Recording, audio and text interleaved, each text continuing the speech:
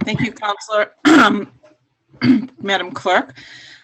I'd like to welcome everyone to our September 13th City Council meeting and note the important information that we need to share in the interest of government transparency with regards to deliberations and decisions made by the City Council and according to open meeting law. Since this meeting was posted as a Zoom meeting, this meeting is recorded by video and audio will be conducted by remote participation. Additionally, all votes taken by the City Council during this and future remote meetings will be by roll call vote. If you're calling in on a phone, and you can press star 9 to request to speak. If you're watching on a computer or device, there is a raised hand button that you can tap or press to request to speak. Please use either of these options during oral communications to be recognized to speak. It's a finding of the City of Gloucester that no individual shall be denied equal treatment or opportunity because of their age, ancestry, color, disability, including intellectual and developmental mental disability, family status, immigration status, gender identity or expression, military status, marital status, national origin, race, religion, sex, or sexual orientation. In this vein, we as city councilors do not condone language that is discriminatory or offensive and will not accept it at any city council meeting. I'd like to introduce members of the city council that are on the call.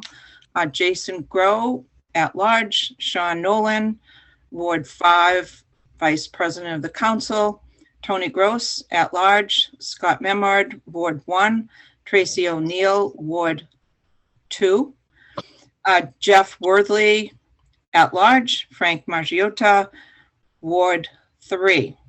It appears that Jamie O'Hara is not here yet, and I think that other than that, and my name is Val Gilman, I'm the president of the council and also the Ward 4 city councilor. In terms of others on the call that I'd like to introduce, Madam Clerk is Joanne Sinos. Hi, Joanne. And then we have our mayor, Greg Verga. We have Jill Cahill, our Chief Administrative Officer. We have Kenny Costa, who is our auditor. We have John Dunn, who is our CFO. And we have Gemma Wilkins, who is our staff planner working in the Community Development Department.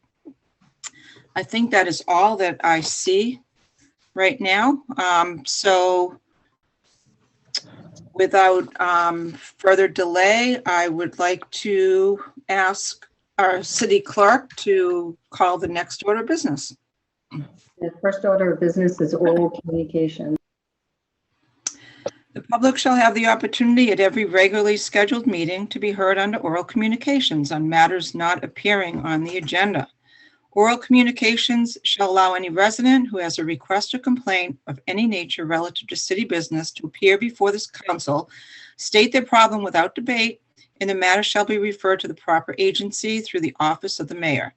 The resident will be notified within a 2-week period relative to the disposition of same, and a copy shall be forwarded to the city council. Persons speaking under oral communications shall be limited to 3 minutes each.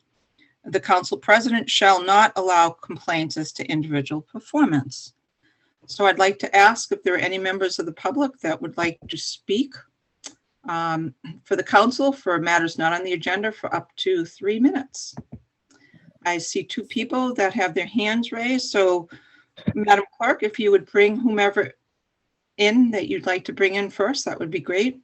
Mary Ann was her first raised hand. Okay, great. So Mary Ann, if you would introduce yourself and your address, and I'll also note that Mike Hill, our Public Works Director, has joined the call as well. So welcome, Mary Ann. Thank you. Mary Ann Albert Boucher, 93 Mount Pleasant Avenue. I would just like to bring to the attention of the City Council the remote meetings. Our children are back in school full-time. Everybody is back, basically, around the Commonwealth, back to jobs, back to meetings.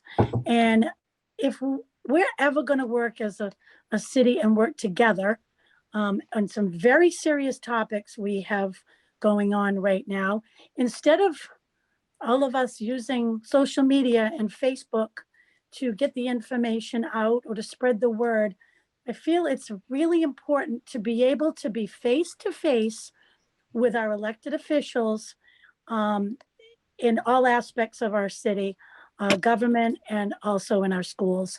And I just want to urge you to bring us back into in the open meeting forums, and also with hybrid for the people that are unable to attend. I think it's critical when things are moving forward, but the public has not really been able to voice, because a lot of people, believe it or not, still do not know how to use Zoom. And I think that that's unfortunate, because it just seems like things are moving forward, but we don't have the public's input on a lot of it. And I know that they can find it on the website. I've heard that many, many times, but a lot of people have a hard time navigating the website, unfortunately. So let's get back in City Hall and get our business done properly. Thank you. Thank you, Mary Ann. Councilors, without objection, I know Mayor Verga this morning had a meeting with Studio 1623. May we just ask him to answer that question without any objection? No objection. Just a process update to the council. Thank you, Mayor Verga. Yeah, well, first of all, for clarification, it wasn't a meeting with 1623. It was a meeting to discuss our connections with 1623. The next Okay. step would be, well, I'll get to that, circle back to that in a second. So our ultimate goal is to have true hybrid meetings, which is basically what we all used to do. Human beings in the room, the majority of the board in the room. But now the added benefit of the public who aren't able to attend to still come in via Zoom. We have to follow up with 1623 to see what they're able to do with us for the Kairos Auditorium, the conference room on the first floor at City Hall, the Senior Center, the main room at the Senior Center, and possibly another room at the Senior Center for smaller meetings. So we want to see what they're willing to do as far as equipment, having people staffing the meetings, and we'll keep you posted on that. We're also looking at that hybrid portion being for regulatory boards, City Council, school committee, planning board, zoning board, etc., and the possibility of going back to just in-person meetings with the other boards and commissions. So we are working very diligently on that. You recall that the legislature had proposed hybrid as a requirement. So I think it makes sense for us to look at doing that now rather than going back to in-person, then having to reverse course if they do push for the full hybrid setup. So that's where we are as of today. We've asked Ryan to have a meeting with 1623 along with Suzanne to talk about how we can work this out. We've still got a lot of equipment at City Hall. We're looking at our ability to wire City Hall with data lines that in a less invasive fashion than was planned with the fire suppression and the electrical upgrades that we've sort of put on hold at City Hall. So this can be done sooner rather than later. And we have some funds available, and stay tuned. I don't want this to take forever. You know, my goal is to have this sort of in place this calendar year if possible. Thank you, Mayor. And I would just add, just a reminder to the council that we had agreed that before every quarter, we would talk about this again and where we were at. The last time we took a vote, it was voted that we stick with the Zoom meetings. But I think based on the momentum that Mayor Verga has been feeling right now, we'll let you know where that stands in the next couple of weeks. So I'm sure it will come in front of us for a vote. So thank you for allowing us to use this opportunity with that question to allow Mayor Verga to mention that. Next person that would like to speak in public comments. Yes, my name is Susanna Altenburger, 66 Atlantic Street, and Councillor Nolan's ward in West Gloucester on the way to Wingershik. As many of you know, we've been in the business of designing boats. My late husband started in 1952, so that makes a good around 70 years. As such, he and I would walk every 6 days or so a week and we'd walk the inner harbor, outer harbor for exercise, discuss business, see what's going on in the port. And we did notice in 2002, in June, that something was really going wrong in the fleet. It just, things didn't look right in a whole bunch of ways. Most folks in that particular line of work develop a certain sensibility. They sort of look at things and get concerned if something seems to look out of place. So we were trying to check each other, not get lost in some personal preferences or hunting after some phantoms, but we actually did do our research. And we looked at federal rules, and we found eventually that federal code going back to 1994 did indeed begin to limit the industry's chance to grow, to enter the 21st century. What we have is a 20th century fleet. And you all have received out of this office several reports. The most recent one I show right now, I hope you can see it on the camera, from July 17th, about our current progress on the harbor planning exercise. Here's what I would propose to you, and of course, the mayor. Good evening, Mr. Mayor.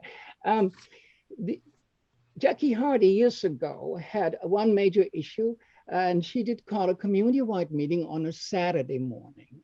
And this issue, what's gone wrong in our port economy, our signature industry, what we're known for worldwide, the reason why people come to Gloucester as a tourist destination, it seems to warrant serious attention to at least have a first meeting in a significant format, whether we start with 20 minutes on a weekday city council meeting or start with something bigger. It's up to for you folks to decide. There's a hell of a lot going on here, quite a bit of complexity. As you know, we're not selling anything. We don't build boats, we don't hawk boats, we don't broker boats, we don't own boats in the fishing industry. So I would propose for your consideration, City Council President, Vice President, Mr. Mayor, for us to actually begin to have a discussion, what's gone wrong. Anybody who's been looking at these reports of ours, they'll see they come from a reasonably independent perspective. There's no money in it for us whatsoever, not after these 20 sad years of trying to help these guys. We did collect signatures from fishermen. We got our NGOs to help with their signature. Quite a few folks said we got to fix it. Past city mayors have agreed with it. Chamber of Commerce said we got to get on with it, and nothing has happened yet. I think it's time we get together.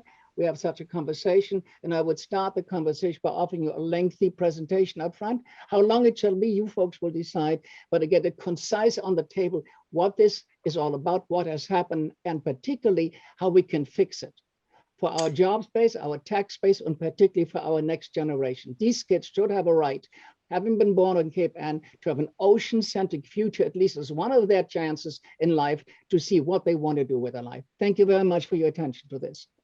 Thank you, Suzanne. Next is Beverly Palmici. Sorry. Beverly, would you introduce yourself and your address? I didn't have my hand up. Maybe my cursor went by and hit it accidentally. I'm sorry. Okay. Thank you. Is there anyone else who would like to speak in public comments for up to 3 minutes for matters not on the agenda? We have 30 attendees right now. Seeing none, next order of business, Madam Clerk, and I just wanted, before we introduce that, I would like to ask, without objection, if we could do Gemma Wilkins' presentation first. She's a staff planner of Mass Save program, and she has asked that if we would mind. So without objections, Councilor, may we introduce Gemma Wilkins? Okay, Gemma, you have the floor, and that's our next order of business. So thank you. Yeah. Thank you. And actually, if I might ask, we have Isabel Everwoods in the attendees. If we can promote her to a panelist, she can just, great. And Izzy, you have a little bit of a... Isabel, I think you have some interference. Okay, I can mute myself. Okay, great. All right, and I will share my screen if you don't mind.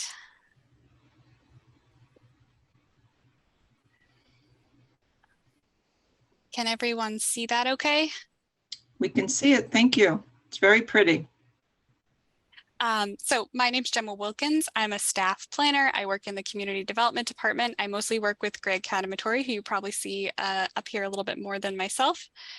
And I'm just here to give an update about the Mass Save Community First Partnership Program, and then a couple of other little reminders and announcements about the work that the city is doing related to climate action and energy efficiency. So the first announcement or reminder is that the city's climate action and resilience plan is the first draft is currently posted, and it's open for public comment. It'll be open for public comment till October 3rd. So how can you submit a public comment? You can email it to me, but the best way to submit it is going to be through this survey link. It allows you to submit a general comment, or you can comment by page number, or both. And you can find that on the CARP webpage. I think Greg talked last time he brought this up about how to find the CARP webpage, but a quick Google search of Gloucester Climate Action Plan usually brings it up, or you can search on the city's search box. You can search Gloucester, you can search CARP or Climate Action Plan, Climate Action and Resilience Plan, and that should bring it up. But the best way to kind of follow what's happening with the CARP and with a lot of the other work we're doing is actually to follow our social media accounts. So that's Facebook, Instagram, and Twitter. It's all Innovate Gloucester. And you can see we post about public comment being open, and we'll give updates as we approach that October 3rd deadline. So you can kind of make sure you get your comments in before we close it out and start to kind of process those. The next announcement is sort of an exciting one. The application for our second year of hiring a youth outreach intern focused on helping the community to take climate action is up. So if you know any young people who are 16 years old or older, we'd love for them to apply. You can apply by submitting a resume and a cover letter to jobs@gloucester-ma.gov. And you can find the jobs description and a little bit more information on how to submit an application at gloucester-ma.com/jobs. Or if you're in the city website, you go to residence, employment opportunities, and job postings. And then the last announcement is about Save the Date. So we are going to be hosting on October 1st from 12 to 2 a heat pump party. So that's kind of a fun way of bringing people to the table to get them information about heat pumps. Mass Save is offering some new incentives that are really good. And so we want to kind of bring some experts together and make them available to people in the Gloucester community to ask questions and find out if they can take advantage of those incentives and if a heat pump is right for them. So again, all of this is on our Innovate Gloucester platform. So I encourage you all to, share on your own Facebook pages if you can, subscribe, all of those things. So I'll stop really briefly. If any of you have questions just about those 3 quick announcements. Great. Can we have everyone's faces back? Jenna, would you mind taking that down from a screen share? Thank you. Yes.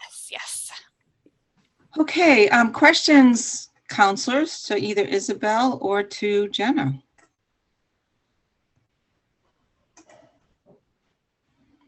Counselor Grow and then Counselor Gross. Just very quickly, Gemma, thank you. What is the next steps for the CARP plan moving forward once public comment has been closed off? Yeah, so when public comment is closed, we'll take that public comment back and compile it for the Clean Energy Commission to look at, and they'll review it in a Clean Energy Commission, or most likely multiple Clean Energy Commission meetings, and decide how to sort of answer that public comment. And then after that, we'll post a final version of the CARP, and then begins the effort of really implementing and bringing those goals to fruition, which I think we're already starting with some of that with this Mass Save stuff, right? Like getting residents information about how they can be more efficient. So it really is then to the point of putting our nose to the grindstone. Thank you. Councilor Gross. Yeah, hey Gemma, thanks. On that October 1st heat pump, is that going to be virtual? We're probably going to host it at the Rose Baker Senior Center. That's almost 100%. We're just working out some technical details to make sure that we're able to, but probably Rose Baker Senior Center. So stay tuned on Innovate Gloucester. Yes, yes. Great. And is there any on the Inflation Reduction Act, is there going to be any talk about what's going to be available for grants or rebates at that time? So I don't expect so. The folks that we're trying to bring in are mostly folks that work on the programs that offer those incentives. And then we're also having some folks from Heat Smart Alliance who can talk more broadly about heat pumps and sort of what they mean for people's homes. But it's possible that the Heat Smart Alliance folks have a little bit of more insight into that.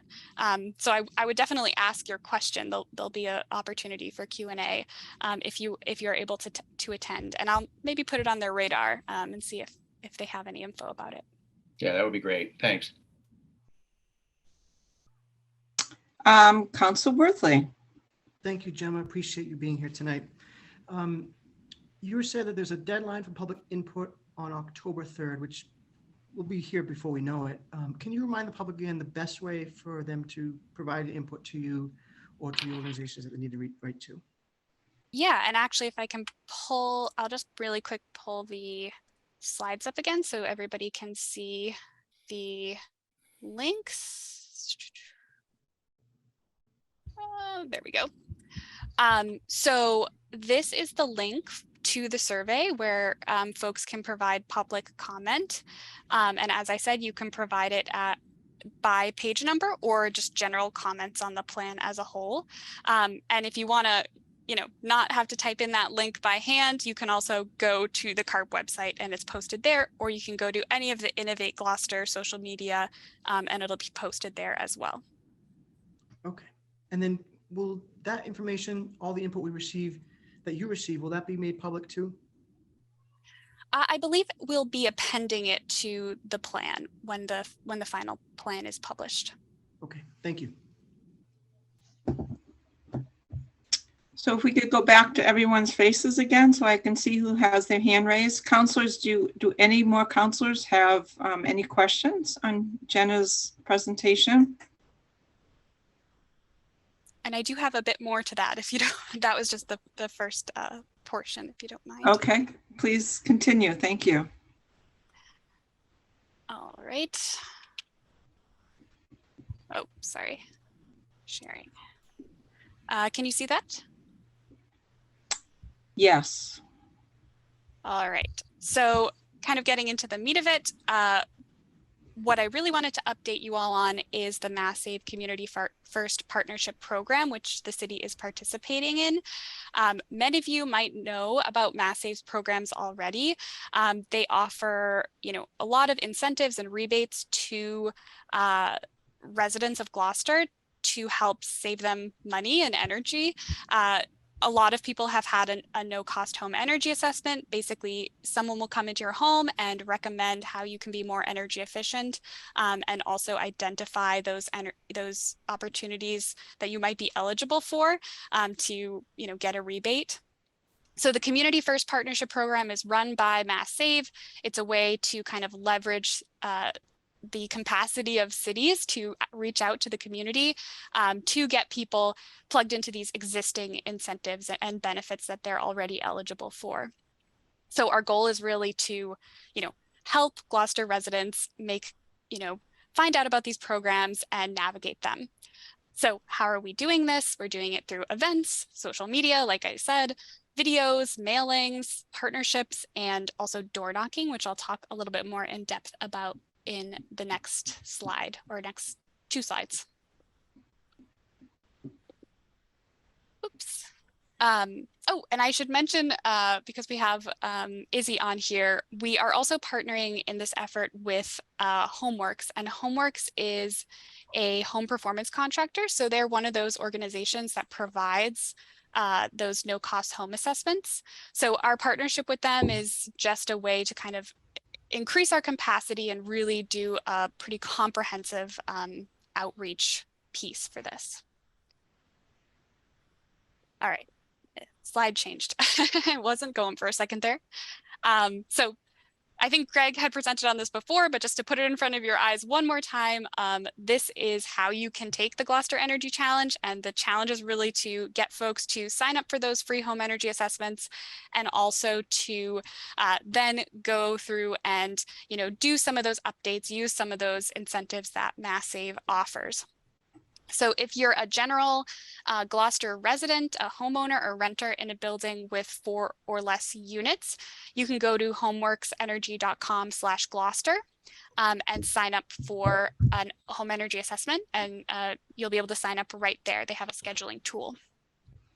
There's a couple of other categories of folks that are also included in this. So anyone who's low income or on a discounted utility rate or fuel assistance, they can get actually additional benefits by going through Action Inc.'s program. So we've set up this website, masssave.com/Gloucester, and that's basically a little survey. And so it'll help you kind of understand what program you might fall into. So if you're a low income resident, you can go through, if you're low income or you think you might be low income, you can go through the masssave.com/Gloucester web portal, and that will kind of help you figure out which program you might want to go into. Also, if you are a landlord or someone who lives in a building with 5 or more units, you can go through that link. And also, if you are a small business, you can go through that link as well. And you can also call the number. It's just a voice prompt system. It's just, you know, it will prompt you through the same set of questions, and you'll receive a call back from the correct program. So door knocking, this is what we really wanted to put before you, just to kind of keep you in the loop about what's happening on the ground, and also potentially ask for your help in kind of getting the word out there to Gloucester residents. So nobody is sort of at a loss for why folks are walking around their community. So starting after October 19th, Homeworks Energy will be door knocking around the Gloucester community and encouraging, talking to residents about the no-cost home energy assessments and encouraging them to sign up for one of those. So really, I just kind of like to give you all the opportunity to ask questions about what this might look like. And Izzy is the one who runs this program at Homeworks, so she can talk more in detail about what that looks like. And then what we'd like to ask of you, if you're willing, is just to help us get the word out. So, you know, we'll update you as someone from Homeworks will be door knocking in your ward, especially for ward counselors. And just getting the word out there to your constituents as you're able to, so people can, one, kind of know what's happening in their community, and two, you know, maybe decide, hey, I want to stick around today because I'd like to talk to someone from Homeworks and get that face-to-face interaction. So I'll stop sharing if you have any questions for me or Izzy.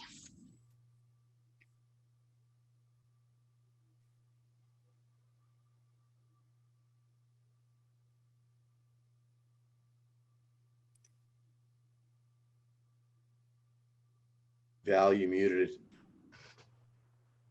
I'm sorry. So I'd like to see if Isabel Everwoods wants to come back in, and if you want to say anything. Hi, my name is Isabel. I'm the field marketing and operations manager for Homeworks. I've been here for the last 3 years, but I've got over 10 years. Isabel, I hate to tell you this, but you've got tons of interference, so we can't hear you. Oh, no. It sounds like Okay. you've got like a big ruckus in your house. Or you don't. So you want to try again? Yeah, let me see if I can move. Just give me 1 minute. Okay. So we can ask questions to Gemma right now while we wait for Isabel. And I first saw Councilor Nolan. Gemma, great presentation. I'm glad that you are letting us know about the door knocking so we can get that out to our constituents. I just want to, make sure you've let the police department know that you're doing this ahead of time as well, so they're not, blindsided by calls. I'll certainly share this. This is all great information for people, and thank you for your time. Thank you. Any other questions from counselors? Counselor Gross?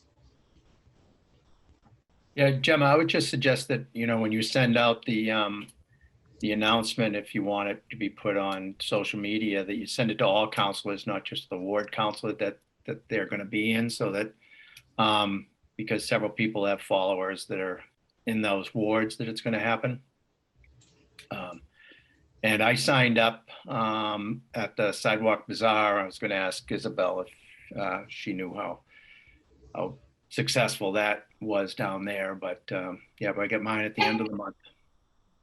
The Sidewalk Bazaar was fantastically successful. I'm so glad to hear Great. that you signed up. And hopefully there's not as much background noise. I had a meeting in the city of Boston, and so I was a little bit of a ruckusy place, but I'm someplace more quiet now. Great. We could hear you this time very well, so thank you. Other questions from counselors? Mayor Verga has his hand raised. Go ahead. I just wanted to add, I guess, to the presentation. So in the nearly 30 years I've owned my house, I've had 2 mass save audits. The first one upgraded from incandescent to compact fluorescent lights, and then to LED lights the second time. So if you've had it done before, that doesn't disqualify you. Certainly do it. And I don't know if you noticed in the slide 6 that Gemma showed, it had some pictures of me at the Brazilian Independence Day celebration. And I was, had like this pedal thing. And that really was an easy visualization of how much energy you save with LED. The incandescent light, it was really hard to turn in those pedals. But when you put it on the LED light, it just was a piece of cake. So just think of how much energy you're burning with old school lights, even in compact fluorescents. So it's time to get an upgrade for free from Mass Save. And then they have other suggestions they can make that have little or no cost as well. Great. Thank you, Mayor. Who else has questions from the council?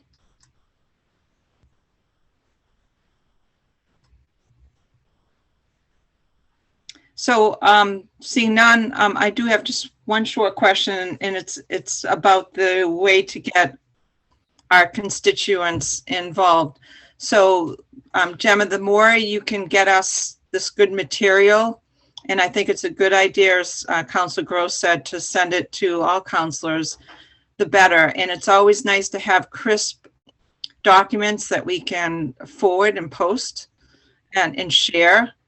I happen to take a screenshot of the one with all the contact information because my husband has recently said that he would like to have the service come to look at our house. So anyway, the more you can help us out with that, the better. So, and any other questions? Councilor Majota, are you raising your hand? So, yes, not a question, just a great presentation. And yes, the whole Mass Save program is amazing. I've done it a few times, and like Mayor Berger said, just getting free light bulbs and all that stuff replaced is pretty cool. So it's a great program. I can't wait to share it with my constituents, and just thank you for putting this together. Thanks. thank you, Councilor. Anyone else? Seeing none, I am going to ask Olympia Palazzola to bring her in. She's had her hand raised for about 15 minutes, and I just want to make sure that she understands that we're not ignoring her, but that she missed the public comments today. So Olympia, would you go ahead, Madam Clerk? Isabel had her hand up, so I don't know if she could add anything else. Okay, I'm sorry. Isabel, before we move on, we'd love to hear from you again. Thank you. Yeah, I just wanted to say that my inbox is always open. So if you hear any feedback from your constituents, both good or bad, Gemma can connect you to me, and I'm happy to hear about it and address any concerns. Gemma will have a flyer with, who to call in case anything goes wrong. Things don't go wrong very often, but we do take that very seriously, and we always correct it. So I just wanted to let you all know that we are always, the communication is, we want to flow both ways, and reach out to me anytime, and I will answer as soon as I can. Great. Thank you so much for being here. And thank you also to Gemma for doing a great presentation. Thank you. So next order of business, I just wanted to ask Olympia Palazzola if you would bring her in without objections, counselors, because she's had her hand raised for about 10 or 15 minutes. Olympia, you did miss the public comments, but I'm allowing you to speak because there's no objections from the counselors.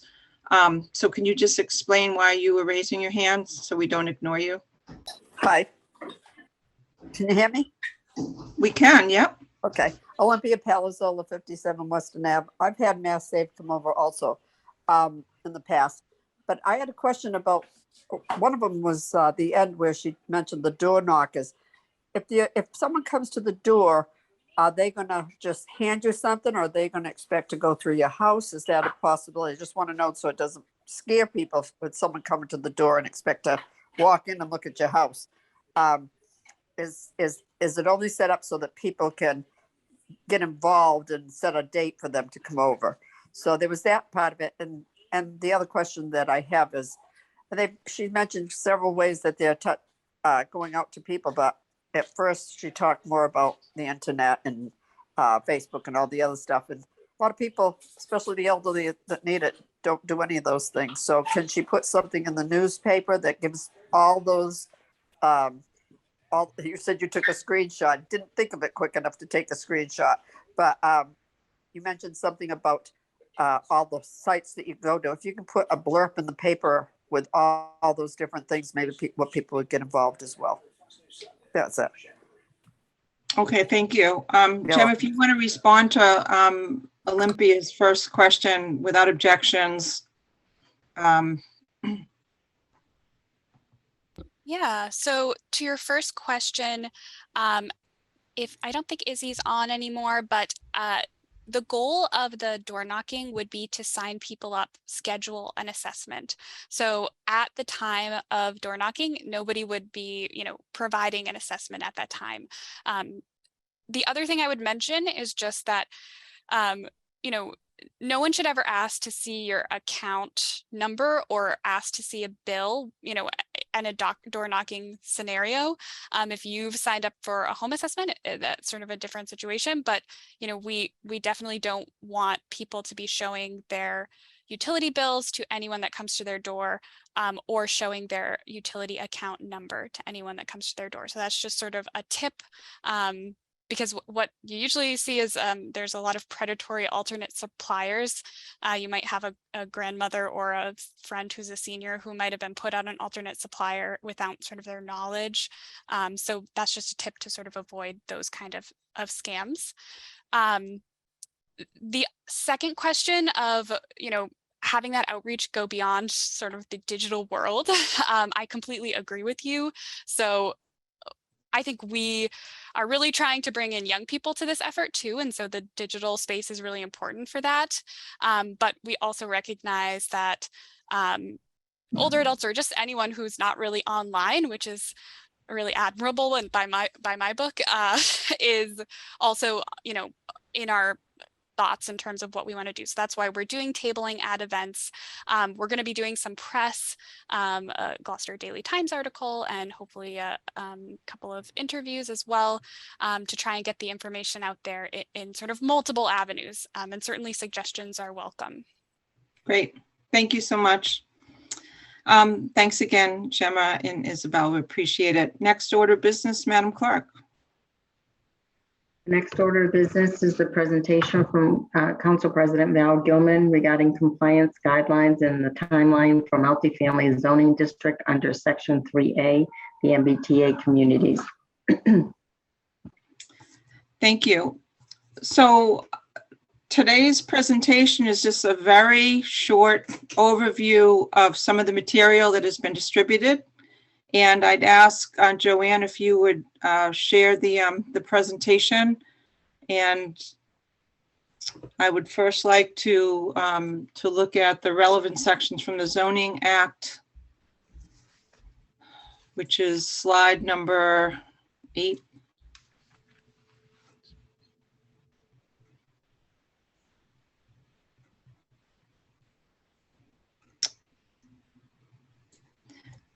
So everyone, this is the presentation that was part of the webinar that the counselors attended, as well as members of the public. 450 people attended this on November 8th. And it's all available on our city website. Before we conclude the presentation, we will discuss that with you in terms of how to find all this material. But today, we're not talking about specific issues of zoning or anything like that. We are just want to give you a core understanding of what is available and what counselors have learned as of the 8th of September.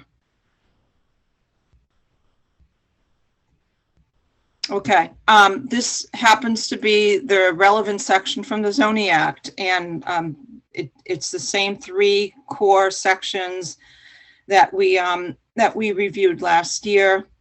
It describes that the MBTA community shall have a zoning ordinance or bylaw provides for at least one district of reasonable size in which multifamily housing is permitted as of right.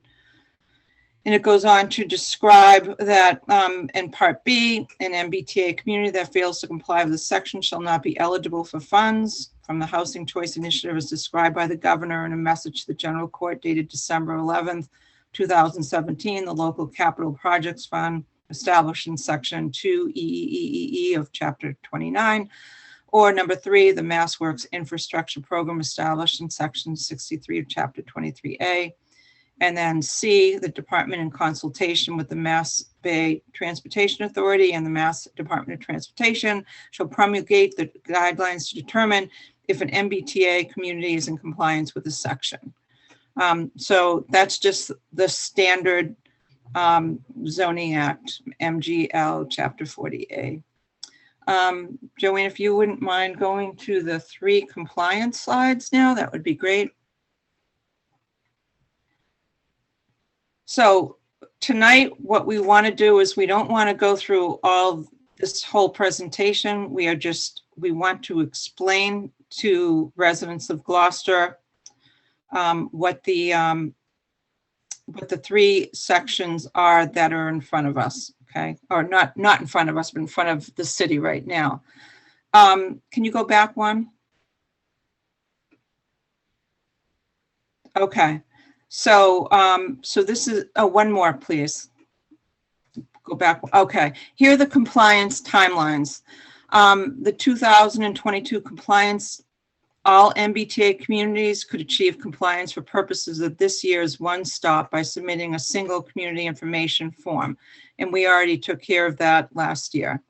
Compliance framework and draft guidelines. Under the draft guidelines, communities must work with the DHCD to develop an action plan by 12/31/22 and then achieve compliance by 12/31/23 for subway and bus communities.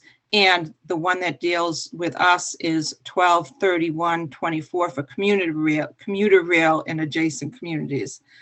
So going back to this, commuter rail, of which there are 69 municipalities in Massachusetts.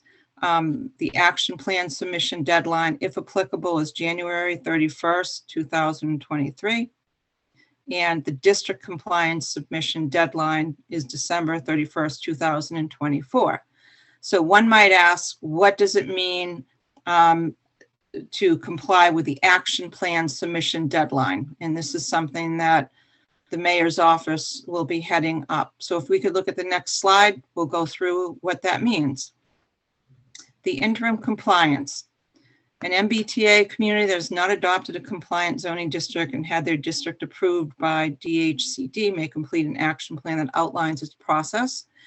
When DHCD approves the action plan, the community will achieve interim compliance with Section 3A and will be eligible for funding sources that require compliance. Interim compliance is only available until the MBTA community's deadline for district compliance. And the deadline to submit an action plan is January 31st, 2023. And then the final slide here that I wanted to review is what is district compliance? District compliance will make determinations, the DHCD, the Department of Housing and Community Development, will make determinations of compliance with Section 3A in accordance with these guidelines. when an MBTA community believes it has a multifamily zoning district that complies with Section 3A, it may request a determination of district compliance from the DHCD. Such request shall be made in an application form required by the DHCD. The full compliance application form will be released on November 1st, 2022. The final guidelines outline in detail some of the information that will be required in order to apply. This includes a certified copy of the municipal zoning ordinance or bylaw and zoning map, including all provisions that relate to uses and structures in the multifamily zoning district. Also, an estimate of multifamily unit capacity in GIS shape file for the multifamily zoning district, and in the case of a bylaw enacted by a town, evidence that the clerk has submitted a copy of the adopted multifamily zoning district to the Office of the Attorney General for approval.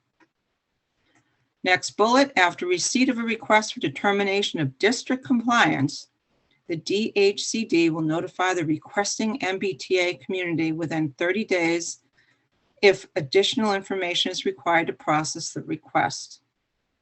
Finally, upon reviewing a complete application, the DHCD will provide the MBTA community a written determination, either stating that the existing multifamily zoning district complies with Section 3A or identifying the reasons why the multifamily zoning district fails to comply with Section 3A and the steps that must be taken to achieve compliance. So those were the three parts that I wanted to review with all of you because they kind of stand out amongst this 29-page, all these PowerPoint slides that were presented. And what I'd like to do right now is ask Jason Grow if you could just kind of confirm and screenshot the document that tells everybody where to get this. And then I'm going to turn the meeting over to Greg Verger and Joe Cahill, who are going to tell us a little bit more about what the mayor and the administration's role is in this process at this point. So if we can screenshot that document. It's up there. Is it up there? Oh, I thought, No. Hang on a second here.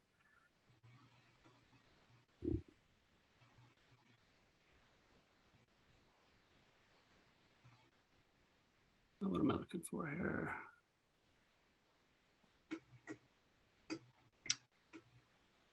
You can get to see all. Can you see that?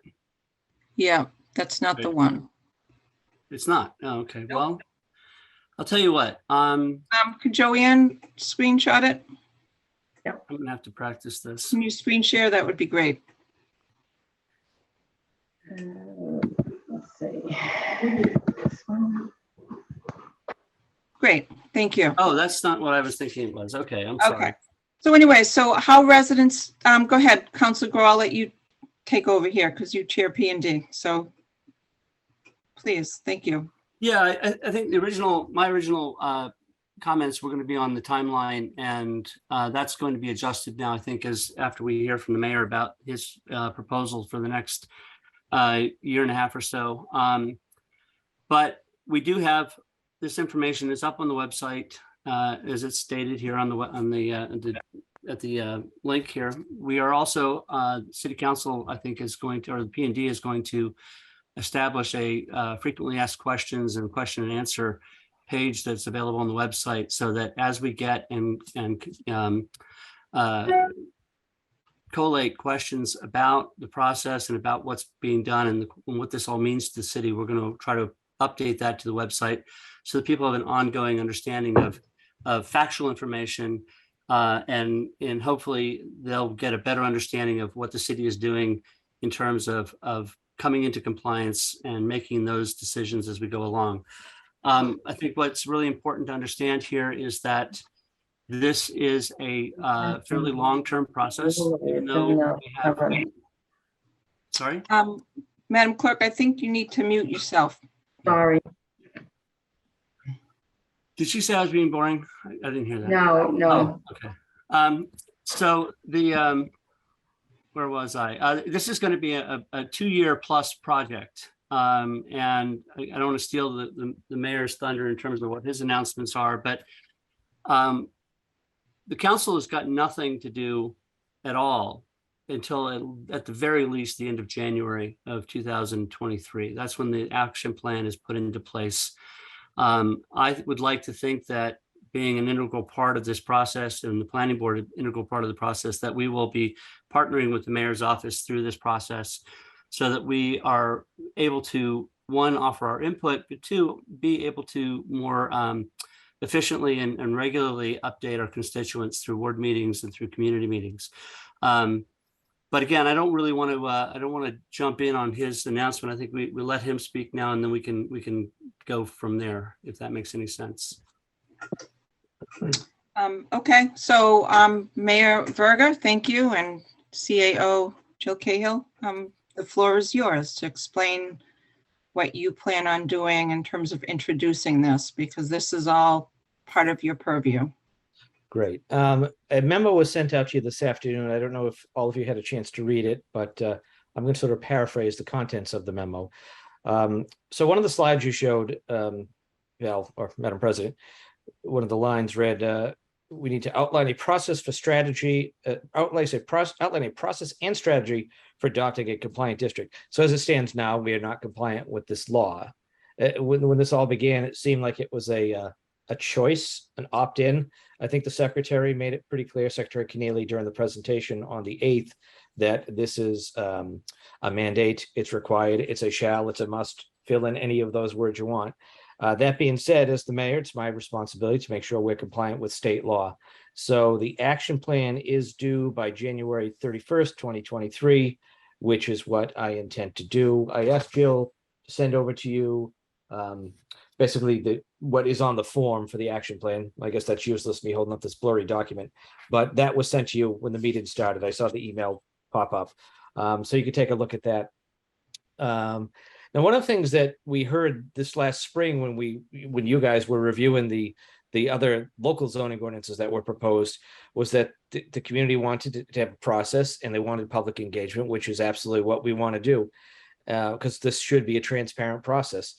One of the things that came up a lot during the campaign last year and since then is the fact that Plan 2000 is now 22 years old, and we do need a new master plan, which we've modernized the name, and you'll see in the memo. We will be looking to launch a comprehensive planning initiative, and thanks to Councilor Groh's suggestion, we're going to give it an acronym of CPI. So we will be putting forward a CPI initiative, a CPI, I guess CPI initiative is a CPII, but a CPI, because that is going to be part of this. This is not going to be fast.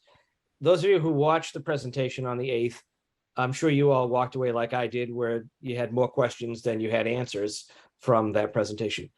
We do have roughly 4.5 months before this deadline for the action plan, and we are going to take our time to learn what we need to do.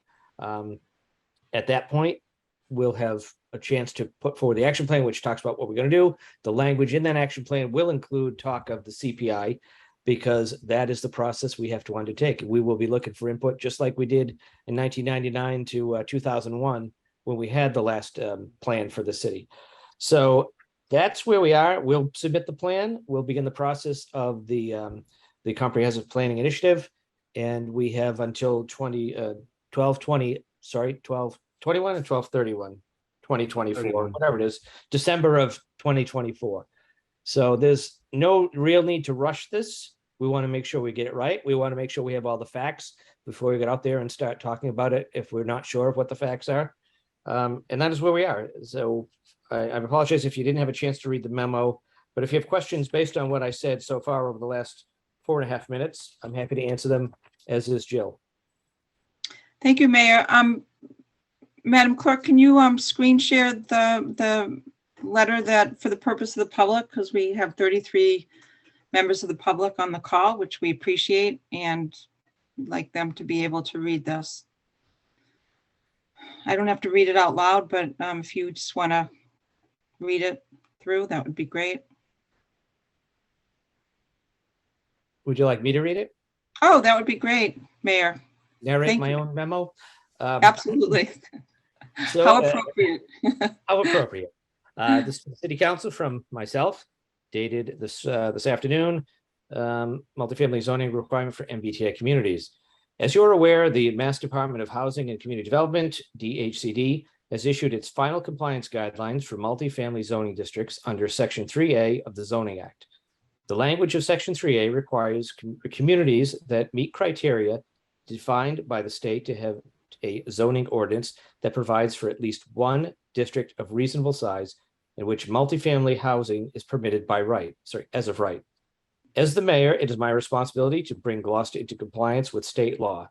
The next step to achieve compliance is to submit an action plan by January 31st, 2023, which I intend to do.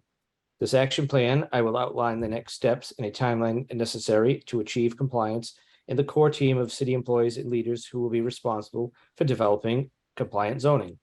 As you may know, my vision for early next year includes launching a comprehensive planning initiative.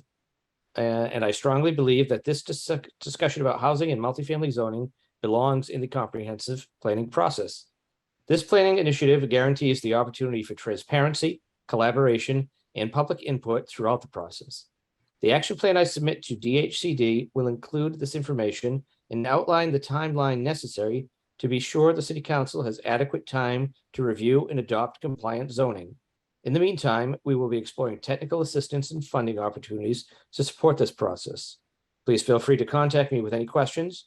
My team will continue to update the City Council and the public throughout the process. I look forward to working with you to create housing opportunities in our great city. So once my office has submitted the action plan, that's when it'll be kicked over to you guys. Obviously, there's going to be a lot of steps in between with the comprehensive planning initiative, but there's going to be a lot of discussion among the planning board and P&D and then the council, public input every step of the way. And we need to do what we need to do. So with that, I hand it back to you. Thank you so much. Madam Clerk, if you would just show that last summary of where all the material lies for the purpose of the public, that would be great.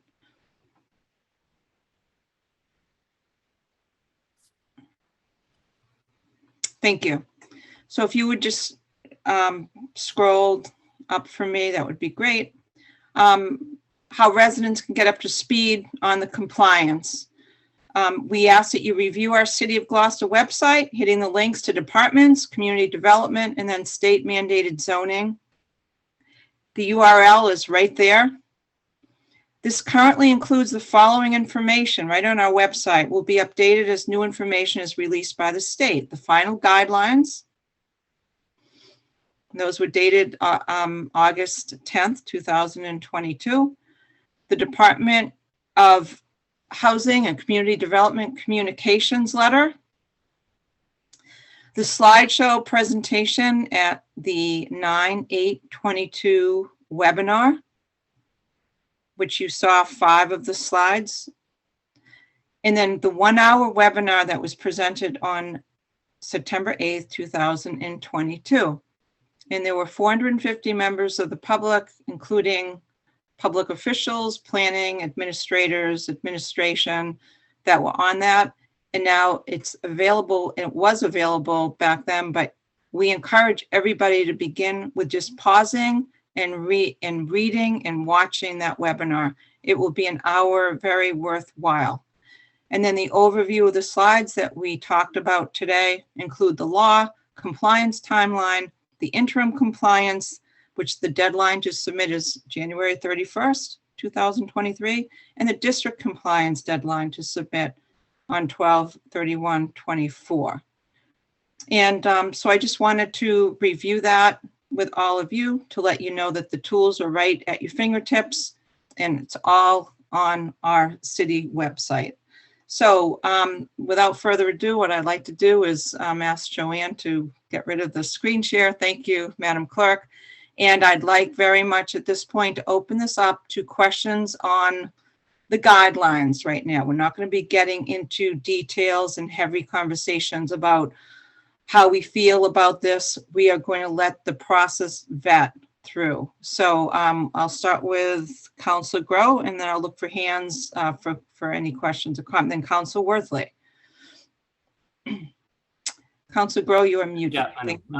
I just wanted to add a couple of things, and one, it was mentioned in the letter, but The comprehensive planning initiative is a grander effort than the MBTA communities compliance. That's going to be part of the overall process. So whatever comes out of the community planning initiative or is going to be our comprehensive planning initiative is a citywide venture as opposed to the more specifics of what the downtown compliance issues that may be coming out of the TOD discussions.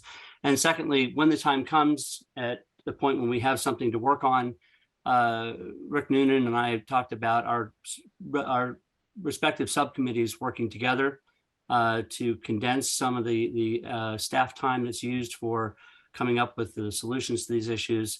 So we will be working in concert and having meetings together so that we are able to kind of give as much bang for our buck as we can during that process. Thank you, Councilor. Councilor Worthley, your hand was raised. Councilor Worthley, you are on mute. That's the first time that's happened to me this year. I apologize. Thank you, Mr. Mayor, for your presentation, Madam Chair, for providing this opportunity. I have about 4 questions. I'll be as efficient and effective as I can be here. So the state has an interesting sort of way of communicating that, at least I find it interesting. We started with draft guidelines. Those are the words, and they were going to take input. This council wrote a very strong letter, really against the guidelines. And then we're using the word now guidelines, but it's also a mandate, right? If I give my kids a guideline on when it's time to go to bed, there's things that get in the way of that, right? But if I were to mandate it, it's a different situation. So are we talking about guidelines or a mandate? Can I answer that question? I'd I'd like to take a stab at answering that question if I Go could. ahead, sure, Councilor. The issue is this has come up a lot in discussions that we're being forced to do this. And while the overall plan is a mandate, how we get to that endpoint is up to us. And I think that's where the importance of public input and discussion with the technical advisors and all the professional help we get to is that we need to find a compliant solution that works for our community. That's the mandate. The mandate is come up with something that works for your community. So while I know we are all bristling a little bit about the idea that the state's telling us what to do, the truth of the matter is we have a regionalized problem and we're not doing it on our own. Gloucester's not doing it on its own. Rockport's not doing it on its own. Other communities aren't doing it on its own. And while it may seem overarching for us, we still have a lot of control over how we implement this. And I think that's what our responsibility is, to find a way to do this that has the best possible outcome for Gloucester as a community. That's I'm not going to argue about it, but that's my interpretation of what they're. So Jill Cahill or Greg Varga, would you like to respond? Go ahead, our CAO, Jill Cahill. Thank you. I think Councilor Groh said it perfectly, and quite frankly, Councilor Worthley, that's a question for DHCD.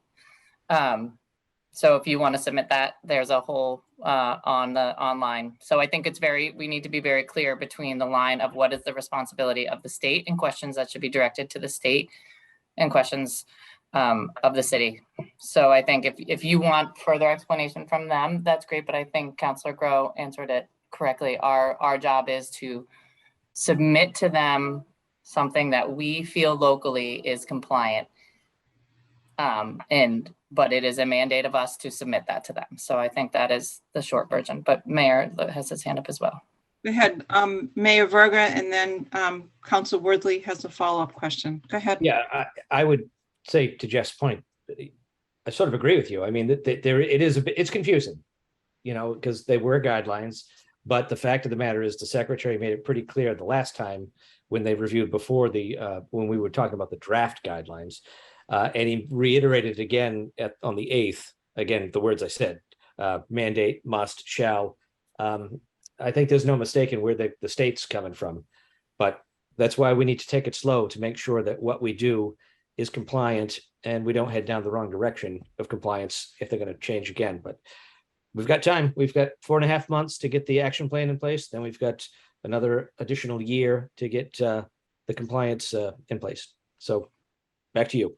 Council Worthy, I'll give you another question and then I'm going to share the floor and we'll get back to you. So go ahead. So I understand that every community that's impacted by this does have the option to not be compliant with consequences. And I wonder we're also using these words, which I appreciate: don't rush, dialogue, discussion, transparent. What process, Mayor Verga, are you going to use as you weigh whether we should be or shouldn't be compliant when you make your decision on that? It's going to be based on the outcome of the CPI, because the pushback, I should say the pushback, one of the major components of pushback for the review of the last 9 amendments or whatever it was you guys looked at was there's been no public input and our master plan is outdated. We need to have a master plan first. So DHCD, the Commonwealth, are not telling us to do a master plan, but it makes sense for us to do a master plan. So whatever we come up with that we feel are compliant with this new law is based on the input we get over this long process. And I don't just mean a couple of public hearings. You recall the process back 20 odd years ago. It was pretty comprehensive, which is kind of why that's the first word in the acronym. Right. If I could just follow up with a question that relates to what he just said. Okay, you have the floor. Thank you. So the interim compliance in 4.5 months will come here way before we finish a comprehensive master plan. And that was 56 meetings that I participated in for the master plan years ago. That's not going to happen in 4 months. So for the interim compliance, what process do you envision using for you to make that decision? Because it's not a decision for the city council. It's literally, Mayor Verga, it's your decision. It is. And whatever decision I make, whatever I submit, I shouldn't say has no relevance, because ultimately it's going to come back to the council to vote zoning changes up or down.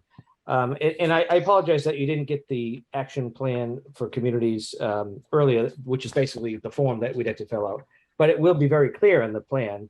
It says, what are you going to do? It's a process and a strategy. So the process and the strategy to reach compliance will be what I've already laid out. We have to look at what zoning changes we required and how they interact and work within the goals and desires of the city through our comprehensive planning initiative. So I can't be much, I can't give much more clarity than that. I understand it's kind of confusing, but we do have to submit this, and that's the first thing we do. But still a lot of questions. That's why I'm not typing this up tomorrow. We've got 4.5 months, and we still have a lot of legwork to do to make sure we're not heading the wrong direction. Hey, Council Worthy, I'd like to give others an opportunity, and then I promise you we'll get back to you. I just want to make sure everybody has a chance to speak. Who else has any questions? Councilor Gross? Yeah, just clarifying point, Greg, the 4 months, that doesn't mean you have to have anything in place. You're just laying the, basically the groundwork, or not the groundwork, but the foundation of what you are going to be doing, not any results of anything, but just this is our plan of how we're moving forward. It's an action plan of how we're going to achieve it. Yeah, there's a lot of steps that are going to come after that. So, but there's no real work that has to happen other than your office trying to figure out what the actions need to be to get into compliance. There's no actions on those actions. No actions on the actions. I think the way you just laid it out is pretty much sums it up, that we have to put together this document that says, this is how we think we can achieve this. But then we have a lot of steps. Dozens, hundreds, who knows how many steps. But the action plan is step 1, and it doesn't really lock us into our procedure going forward. I don't know if Jill, you have any further input on that one. Yeah, I just sent that over to everyone. I think everyone should take a look at it before asking further questions about the action plan. If you want to come to us separately after you've reviewed it, more than happy to answer them. But when you look at what it is, what do you think you might do? What are some of your deadlines? How long do you think it's going to take? It's to give them a sense. And so as the mayor outlined, we have the broad sense of that. We'll take the next couple of months to put some more firm deadlines, like we'll launch the comprehensive planning initiative in January 2023. We'll move it to city council in time for you guys to address it. So review the document, I think, is the best next step for people before we go down some rabbit hole about a document you haven't taken a look at. But we're happy and we're here to answer questions at any point in time about it. Okay, thank you. Council O'Neill. Council O'Neill, you are muted. I would defer to Councilor Grossi. He had a follow-up. Oh, I'm Go sorry. ahead, Tracy. I'll come back. Okay, thanks. All right, so thank you very much for sending that action plan document. That's the actual form that you're gonna submit and send into the state? That is the online form. Correct. Okay, terrific. And one more question.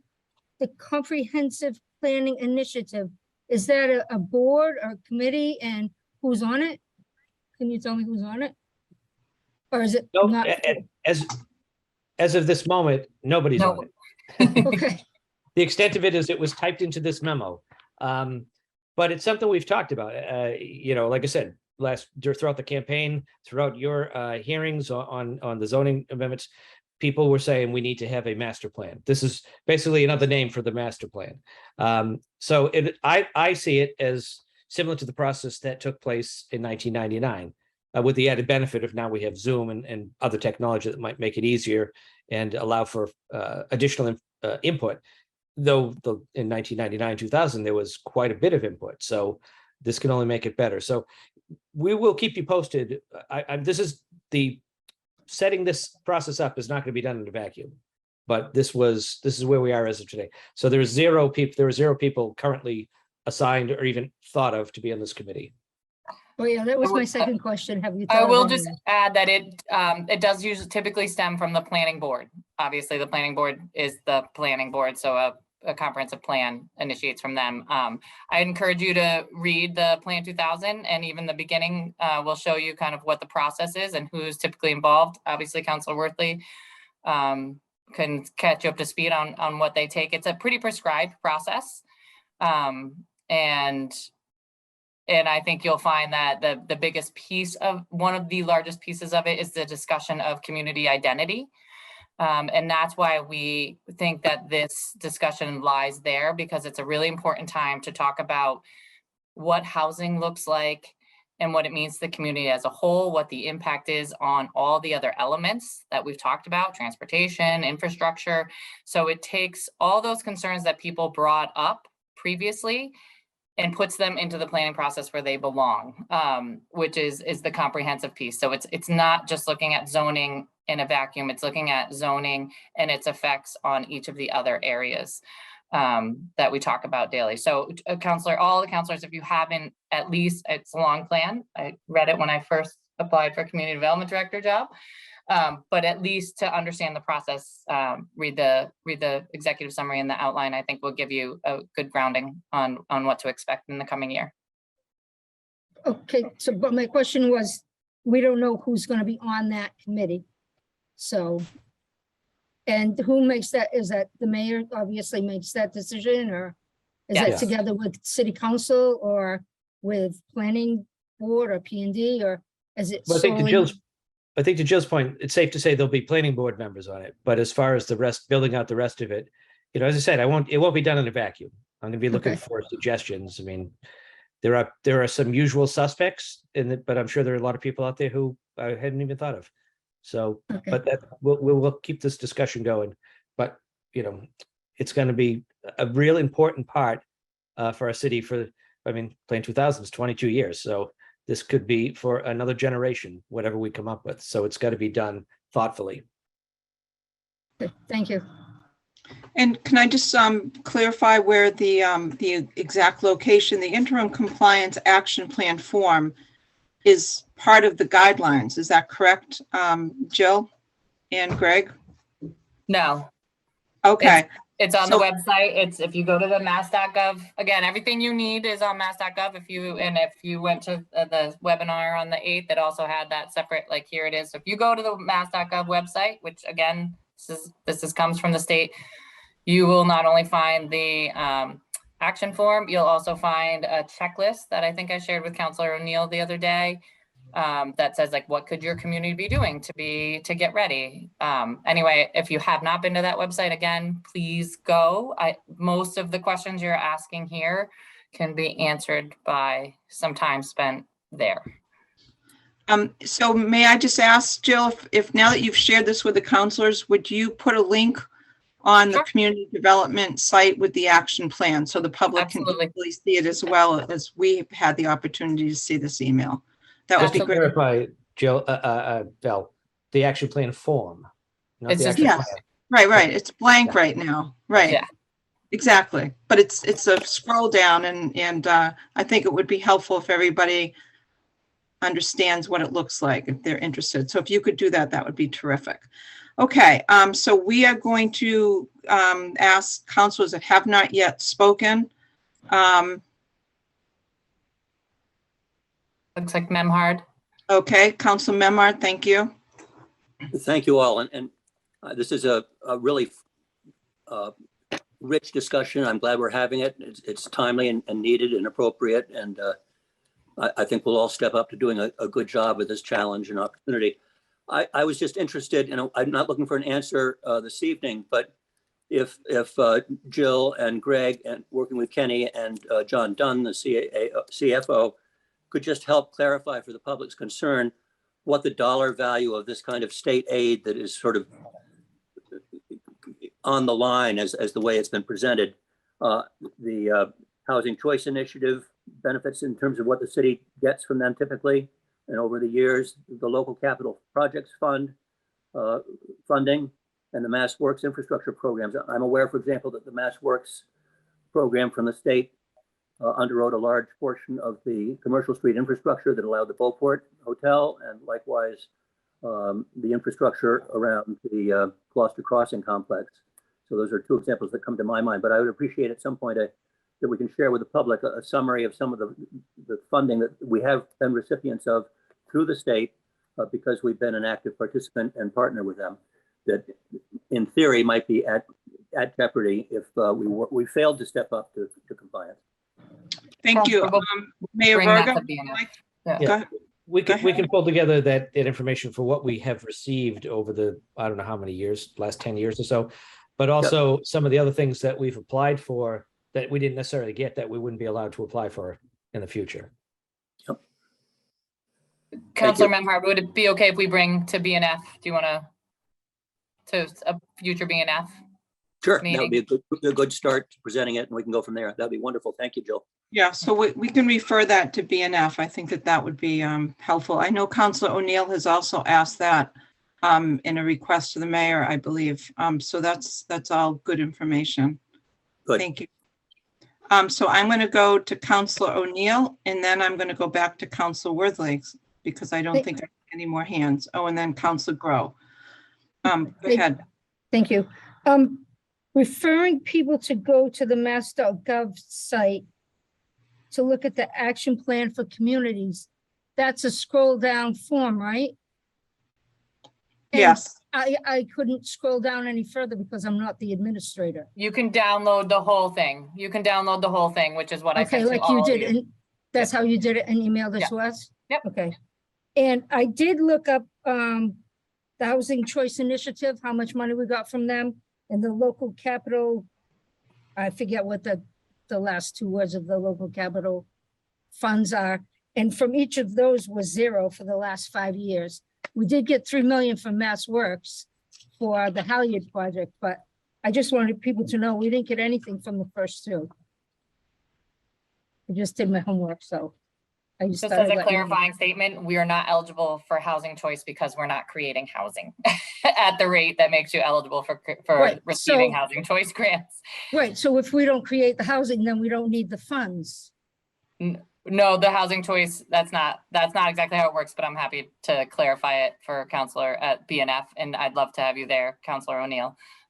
It qualifies you for many other grants. For example, Newburyport, one of the ways that they became eligible for a grant they just talked about this morning for their bulkhead was being a housing choice community. It makes you eligible for several other grants. So I'm more than happy to get into it at BNF. Right, I understand that it makes us eligible, but I also understand we haven't gotten any in the past, so you don't miss what you've never had, is the way I look at it. So I'll stop talking now. Okay, thank you. Council Worthley and then Council Grow. Thank you. So Ms. Cahill said I should read Master Plan 2000 so I could get caught up to speed. Before, and she read it when she was a paid employee for the Community Development Department. I volunteered for 56 meetings to be the scribe next to Janice Toludo, who is the pioneer in transparency. So to suggest that we need to read a plan that's 22 years old to get up to speed isn't fair, but also, and it's a little unprofessional, frankly, we get an email from the mayor's office at 5:24 tonight. Council Worthley, Point of order. Point of order. I really don't think that that's a fair comment right now. If you object, if you object to my ruling, you can appeal my ruling. Madam Chair, let me rephrase this then. I have read Master Plan 2000. I helped to write it, and I volunteered to be part of it, just like many else of people in this room have. So I feel like those comments are not professional, but also we received an email at 5:24, and thanks to the mayor, he put on the screen today.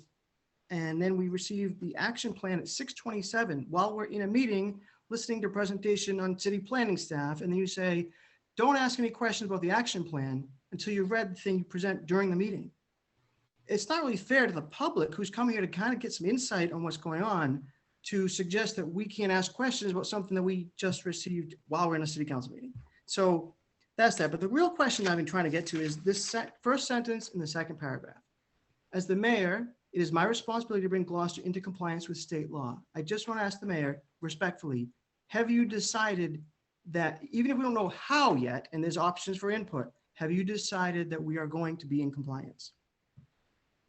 Have I decided that we're going to be in compliance? It's not up to me. It's up to you guys.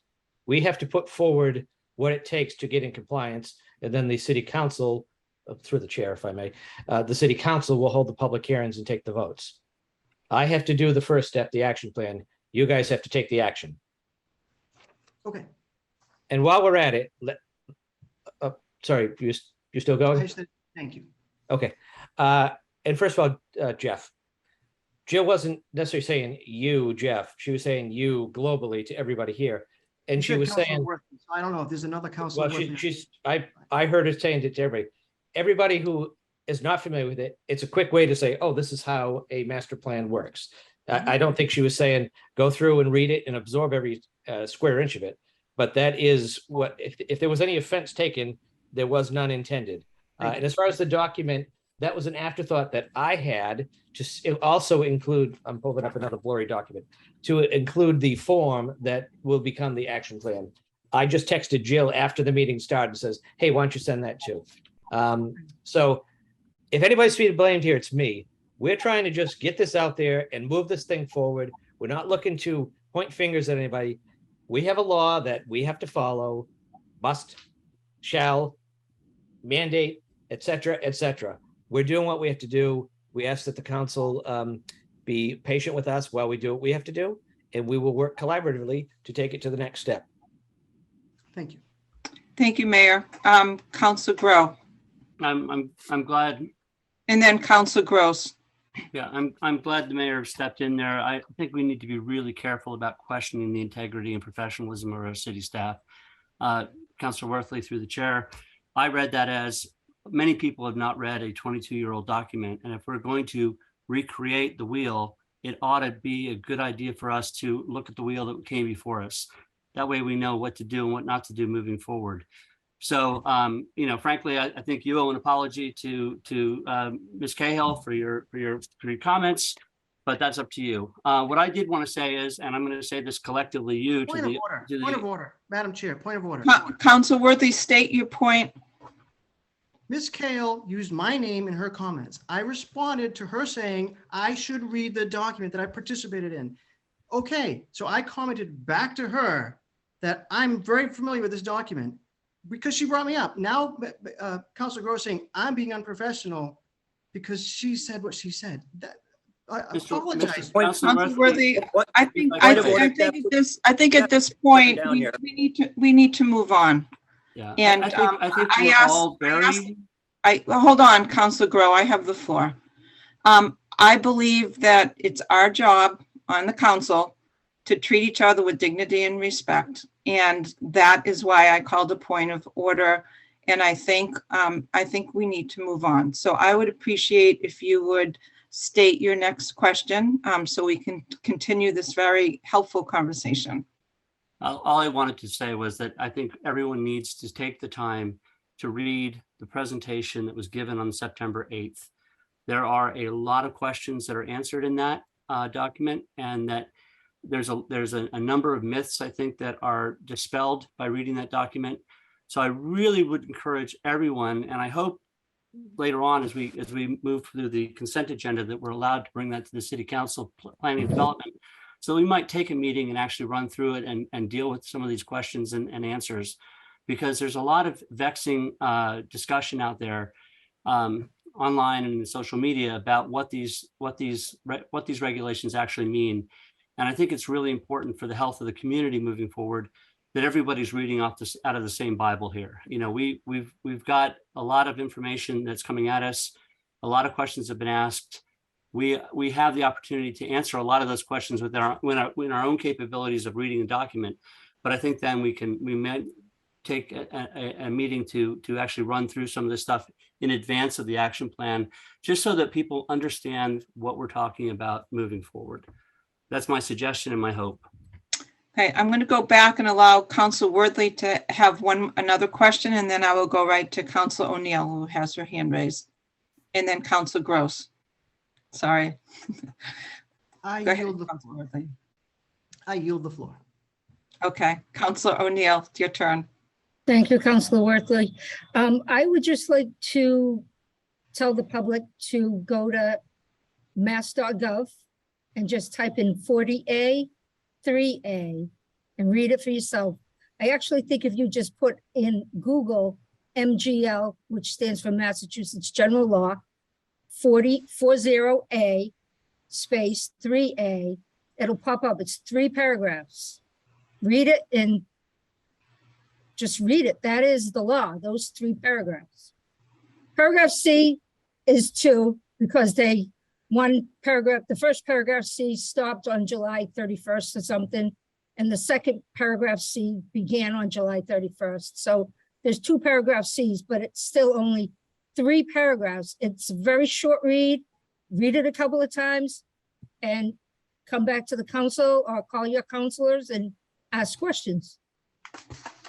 And that was on the slides tonight that we showed. So you can also just go on the Zoom call tomorrow and see that exact slide, because I read through that. So, all those links are on the city website under, again, let me state, under departments, then community development, and then mandatory zoning is the next. And there was a URL presented tonight for that. So this information, we're trying to make it as available as possible. And there are different ways that we might want to get to it. But I think Councilor O'Neill raised a good point. This information is handy, and no matter how we get to it, we do need to read it. That's the first step. Pause. I've watched the webinar twice. Each time I've heard something new, and I've backed through the different presentation slides to understand more what was covered. So, Councilor Gross, your hand was raised. So back to Councilor Gross. Thank you. Yeah, it's been said a couple of times that, this is the mandate, but they're not going to come down and handcuff the city of Gloucester if it doesn't comply. There's financial repercussions. So it's a mandate in order to be eligible, is I guess how it should be presented, and the consequences are not insignificant, and that we need to take into consideration. Also, I'm a little concerned about the flow of information and how it goes. If the council, there's 9 of us, and we're all out there giving the flow of information, I think it's going to create more confusion than anything. I think that the council should be waiting until the mayor submits their action plan and there's actually some action to have action. So I think that's the time for the council to then start becoming proactive on this. I do not think that this is the time. I think that all communication should be coming from one place in a unified voice. So it's cohesive, so it's accurate and not confusing to the public. And that's just my 2 cents on that. So. Thank you, Councilor Gross. Mayor Verga, because I see no other councilors with their hands raised right now. I'll try to make this my last comment because you guys have other business on your agenda. But to Tony's point, I would urge you all to take another look at Secretary Keneally from the presentation, because he sort of asked the question of himself: is the only punishment what we've heard so far about not being eligible for these grants? I forget how we worded it, but something about there may be others. I forget what Jeff nodded his head, so I think he picked up on the same thing. It was something similar, like there could be more in the works, but just check it out. There could be more to come. Can I respond to that? Go ahead, Councilor Gross, and then I believe I saw that, but he can say what he wants on the webinar, but what's in the guidelines is what's written down, and what's in the law is what's written down. So that's what I'm going to go by. So that's my interpretation of the mandate. And I'm not saying that it isn't inconsequential of what we would lose. Thank you. Councilor Memard. I would just like to follow up again and reiterate and support what Jill Cahill suggested, that not just the council, but the community at large would be very well served to refresh their reading and recollections of the substance and the work that was done 22 years ago. And it was a wonderful model for us, and a lot of the same challenges are unchanged and before us. And I would like also to express my gratitude to Jeff, Councilor Worthley, for his work with Janice DeLuto and many other people in the community who made that comprehensive plan 2000 possible, because it's a great roadmap. It doesn't matter that it's 22 years old. We're still Gloucester, the same community. Things have changed, but we need to build from that, and it is a good place to start. So thank you both. Thank you, Councilor. No other hands, but I'll go back to Councilor O'Neill. Thank you. Thank you. Through the chair, I'd like to reply to Councilor Gross. And I'm thinking, I'm not disagreeing with you. By filing the action, by not sharing with the community what the action plan shares with the state, I don't think, in my opinion, that's the right step to share with the state what we have and what we're going to do, and then come back to the community and tell the community, oh, this is what we did. I would think that you tell the community or ask the community, have some meetings before you file the action plan in January. That's where I'm coming from. I'll let Mayor Verga and our CAO, Jill Cahill, answer that. Thank you for your comment. There's a process. As I mentioned to you the other day, we have representative government. We will put this forward. We will be very public about it. We'll share the post the form. The public process, the public hearing process will take place ultimately through the city council. The process to build what gets fed to the city council will take place in our comprehensive planning initiative. So, that's how our current charter operates. It won't be done in a vacuum, but, it's not typical for the mayor's office to hold public hearings. I shouldn't say typical. It's unheard of for the mayor's office to hold public hearings on administrative processes.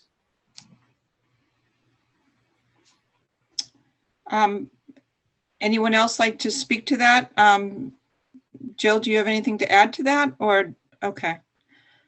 So, councilors, are there any more questions on the guidelines? Councilor Worthley. If I may, I have one specific question. When we were discussing the zoning changes that came before us earlier. I think we probably took about 100 hours of public testimony over the first 5 months of this term. And I think we did an excellent job in listening and hearing the community.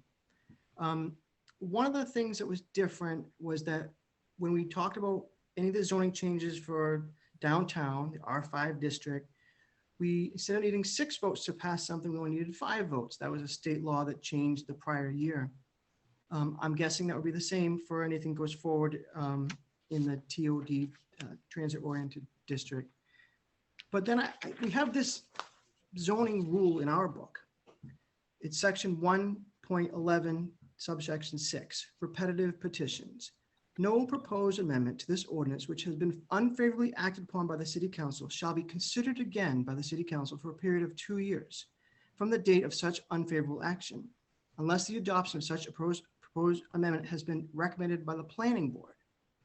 So there's a process question here, right? It can't be, state tells us to act on this.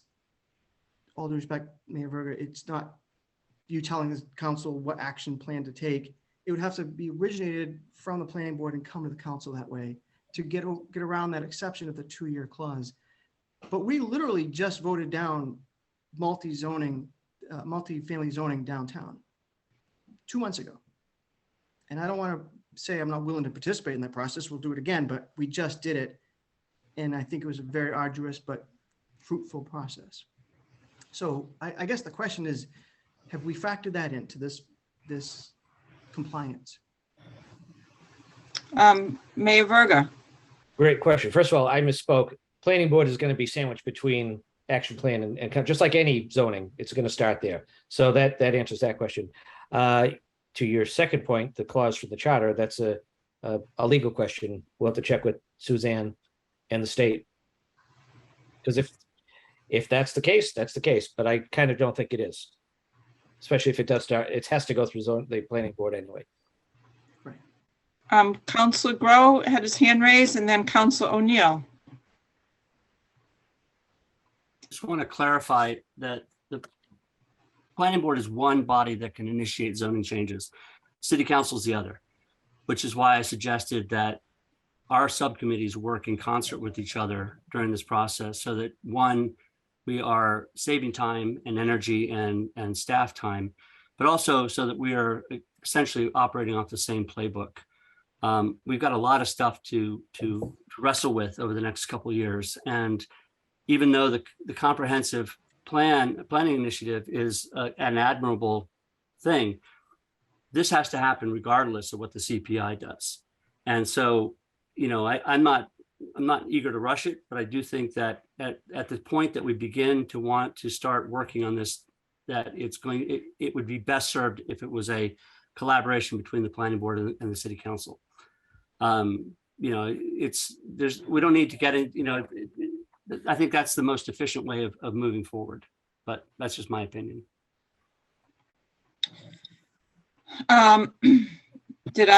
Councilor O'Neill? Yes, one more question, Mayor Verga. You said the planning board will be sandwiched in between there, in between what? I'm sorry, I didn't quite get Well, that. whatever action plan we put forward is good, regardless of an action plan. If there's a zoning, it's going to start. It typically starts with the planning board. So I misspoke by saying it goes from action plan to the council. The planning board, to Councilor Gross point, is going to be a big part of it, and it does make sense for the sake of staff to double up on meetings. Members from each board meeting together to save on time. Right, but that's after you submit the action plan, right? Or before? That would be correct, right? Because the action plan will say, here's what we think. Okay. Yeah, the action plan will say, here's what we would like to do. And that's what's submitted to the state. And then what we would like to do, we would start doing.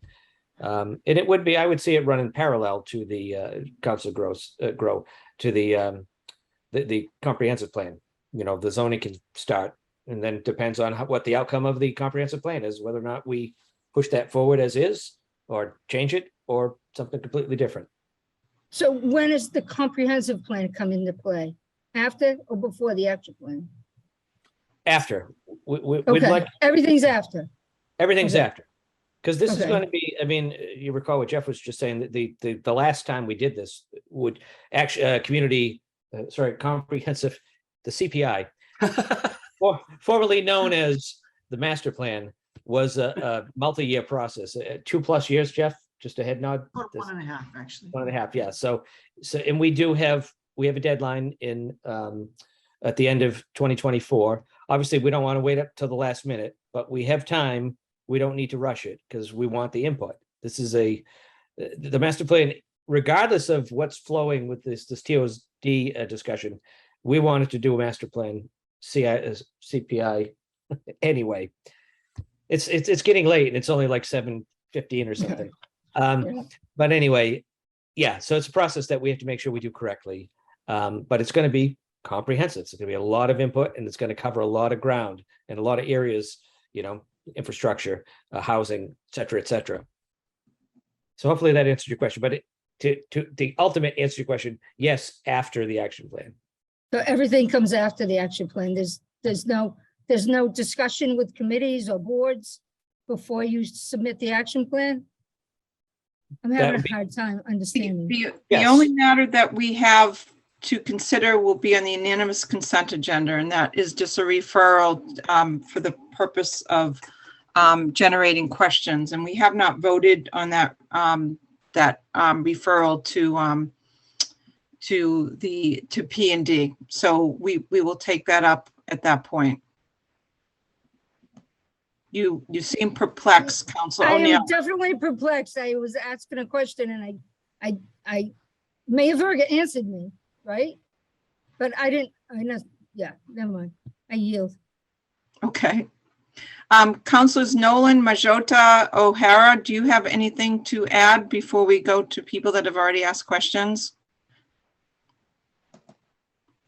I do not have anything to add. I've listened to all parties, and pretty much from what I gathered is that, we're still in the process of gathering information. There's still a lot of time to be made to make a decision.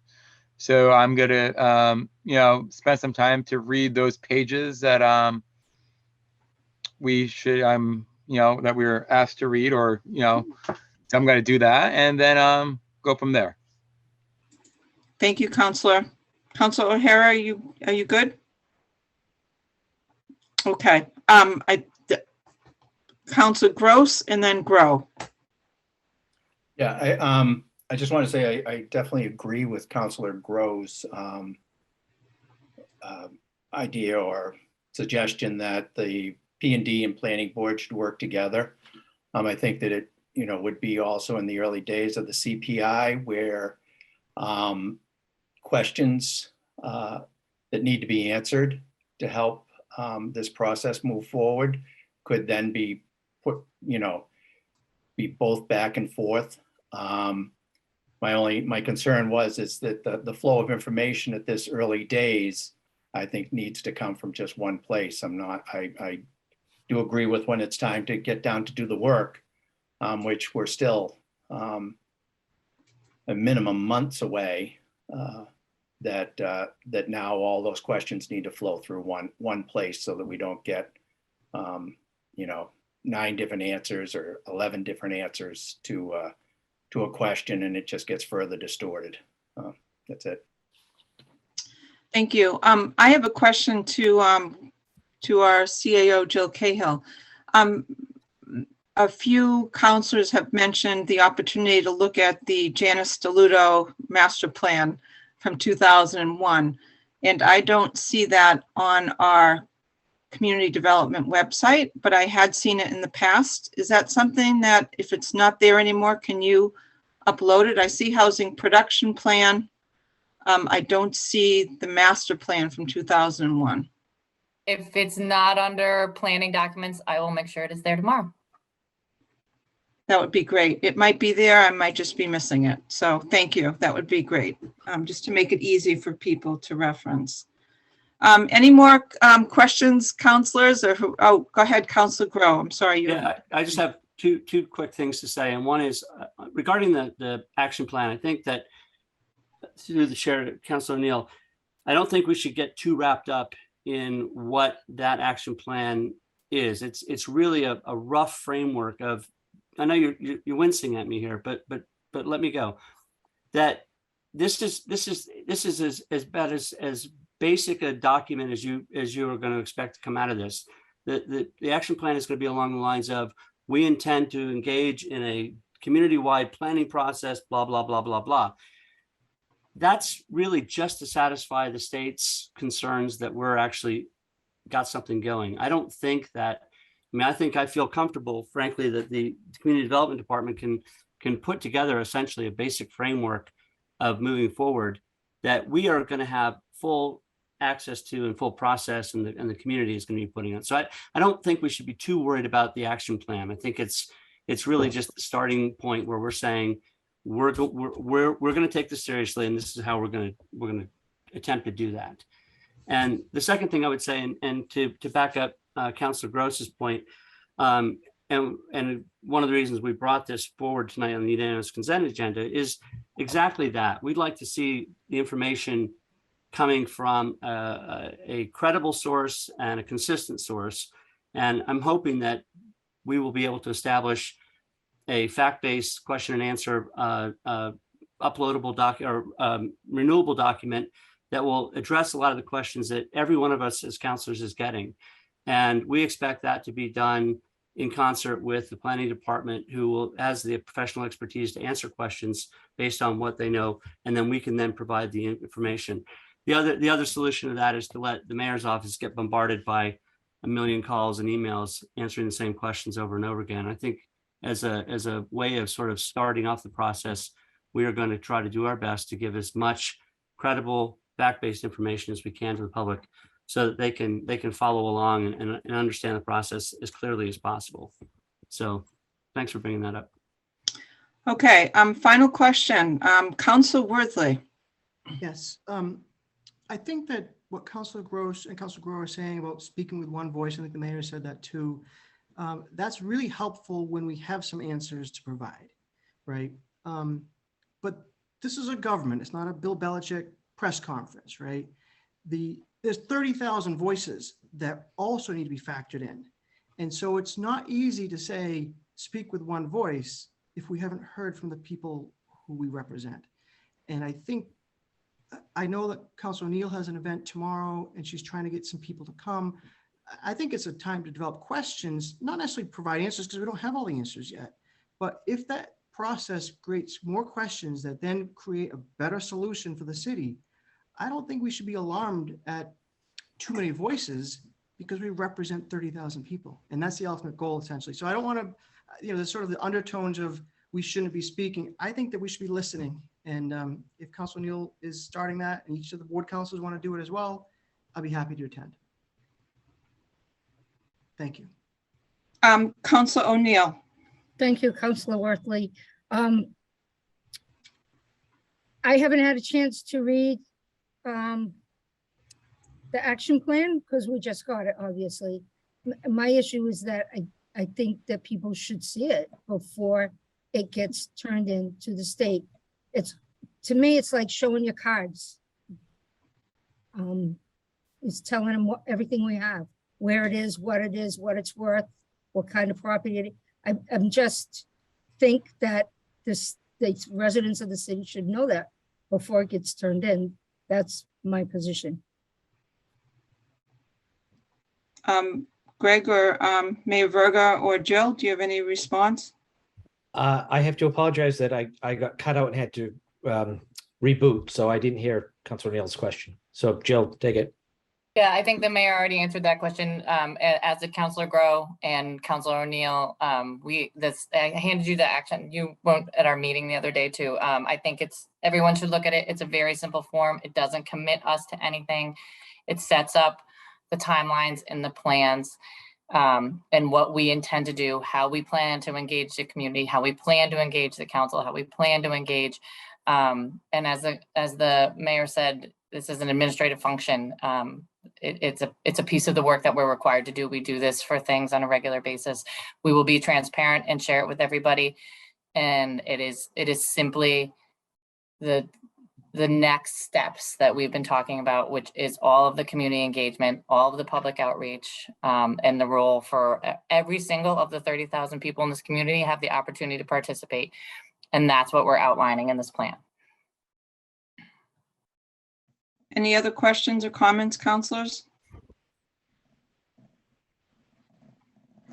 Seeing none, thank you, our CAO, Jill Cahill, and Greg Berger for attending, our mayor, tonight. And, you know, I think it's clear to all of us that this is not an easy process. There are tons and tons of questions.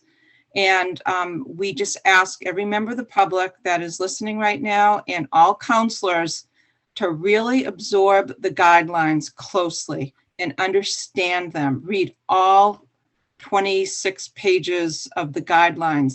Get to really understand it. So if you are having immediate meetings out of the box tomorrow night, if you don't know all the answers, don't pretend that you do.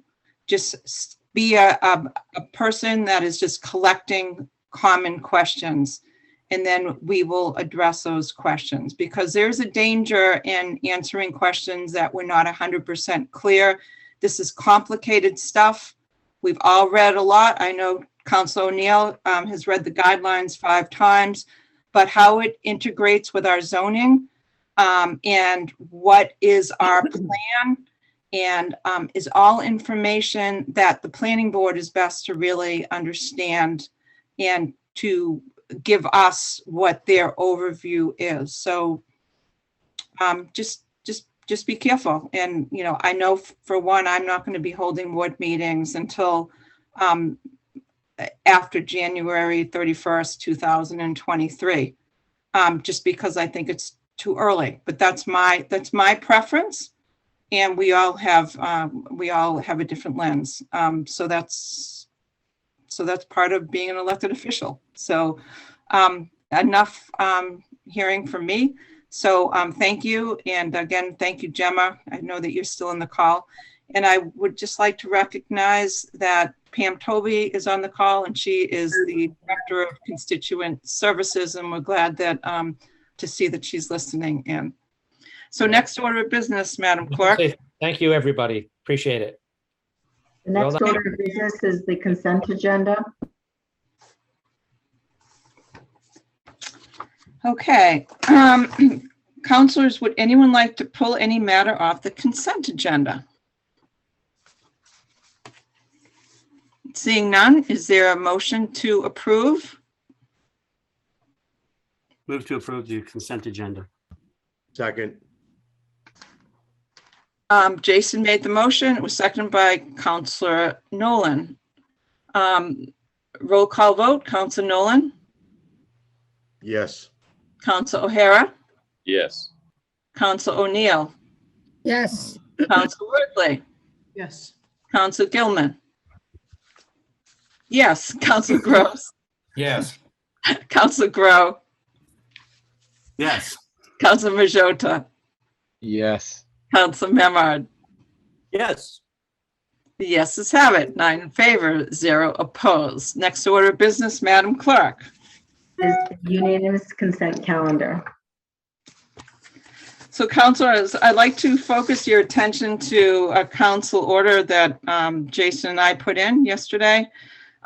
Ordered request that the Planning Development Standing Committee and the Planning Board review the compliance guidelines for multifamily zoning districts under Section 3A of the Zoning Act issued on August 10th, 2022. Further order that this matter be referred to the Planning Development Standing Committee and the Planning Board.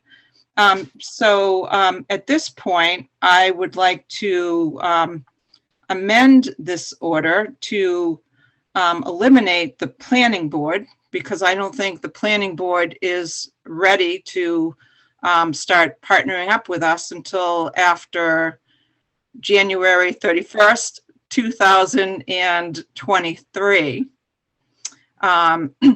So I'd like to amend that, and then would anyone like to second my amendment to eliminate planning board from this council order? Second. Okay, Gilman made the amendment and it was seconded by Council Grow. So on the amendment, before we rule on the referral. So Council Worthley on the amendment. Thank you. So we're referring these guidelines to plan and development without any requests for recommendation back, right? There's nothing to act on until there's an action plan that comes to the planning board, comes back to council. So I wonder, what are we actually asking the plan and development committee to review? I think that's a fair question, because I think the council order was a little bit vague.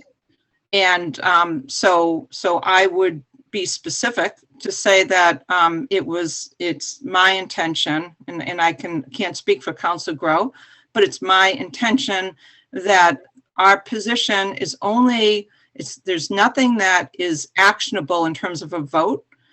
It is basically to talk about common questions that are coming up in these meetings, common questions on the guidelines, and that we would just start developing those and posting them for the public to see. So we are clear on the questions that come up only on the guidelines, not on our opinions of what we're going to do later.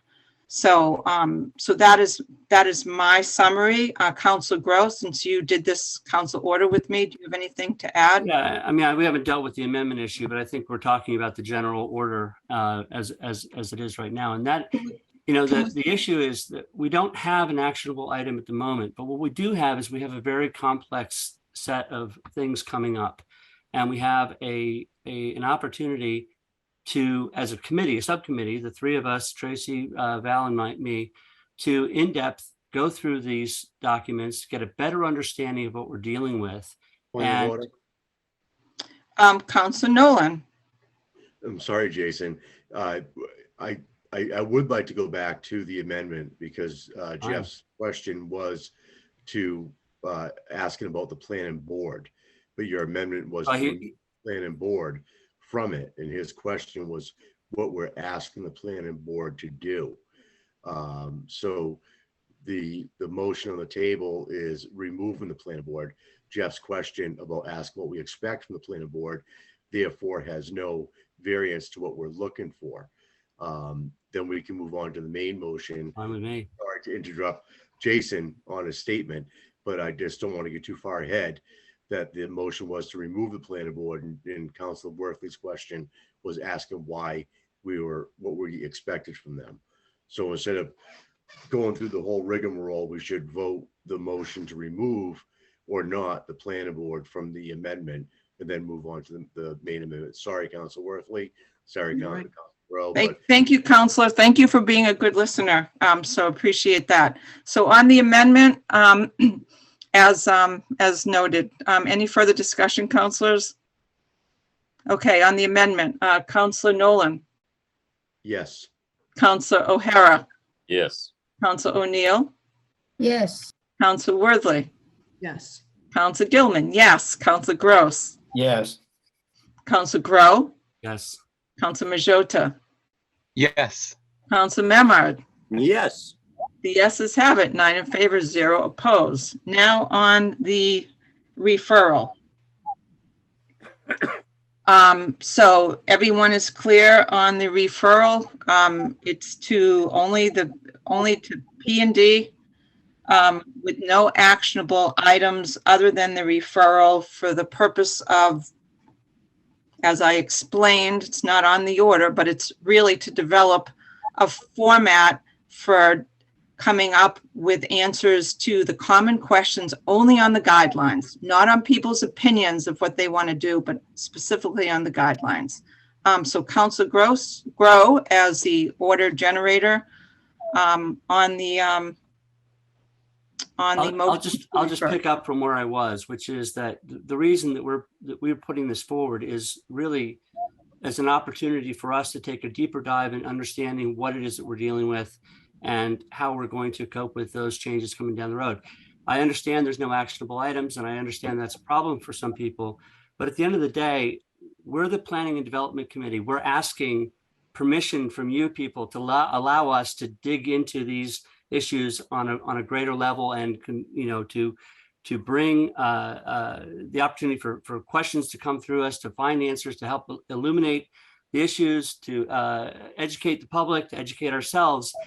And I'm at a loss as to why anyone would object to a subcommittee wanting to engage what is probably one of the more important documents that we've come forward in quite a while. And I'm hoping that we can get the support of the committee or the council as a whole to allow us the ability to further do our job and our due diligence moving forward so that we can respond to issues as they arise. We don't have to constantly come back to the council to get things approved for you to tell us whether or not we can or cannot do our job. This allows us the ability to operate as a committee. And I think that's a really important thing for us to be able to do at this point in the equation. We have a lot of waiting to do. We have a lot of discussion from the administration that we're going to be engaging.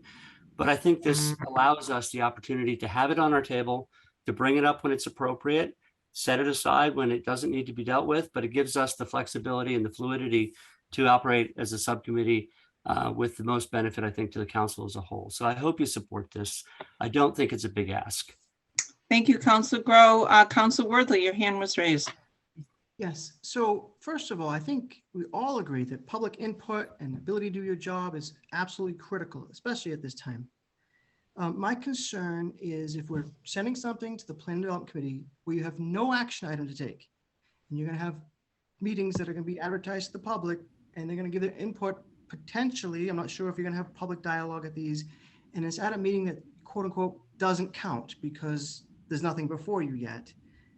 I'm a single dad, so if I have a night, I'm doing homework with my kids. Some people are working second and third jobs. People will get overwhelmed with having to come to yet another meeting to make sure that they're aware of what you're thinking, what you're doing, and what they're going to miss out on. And you're saying we're just referring this for information only. I mean, you can just read it.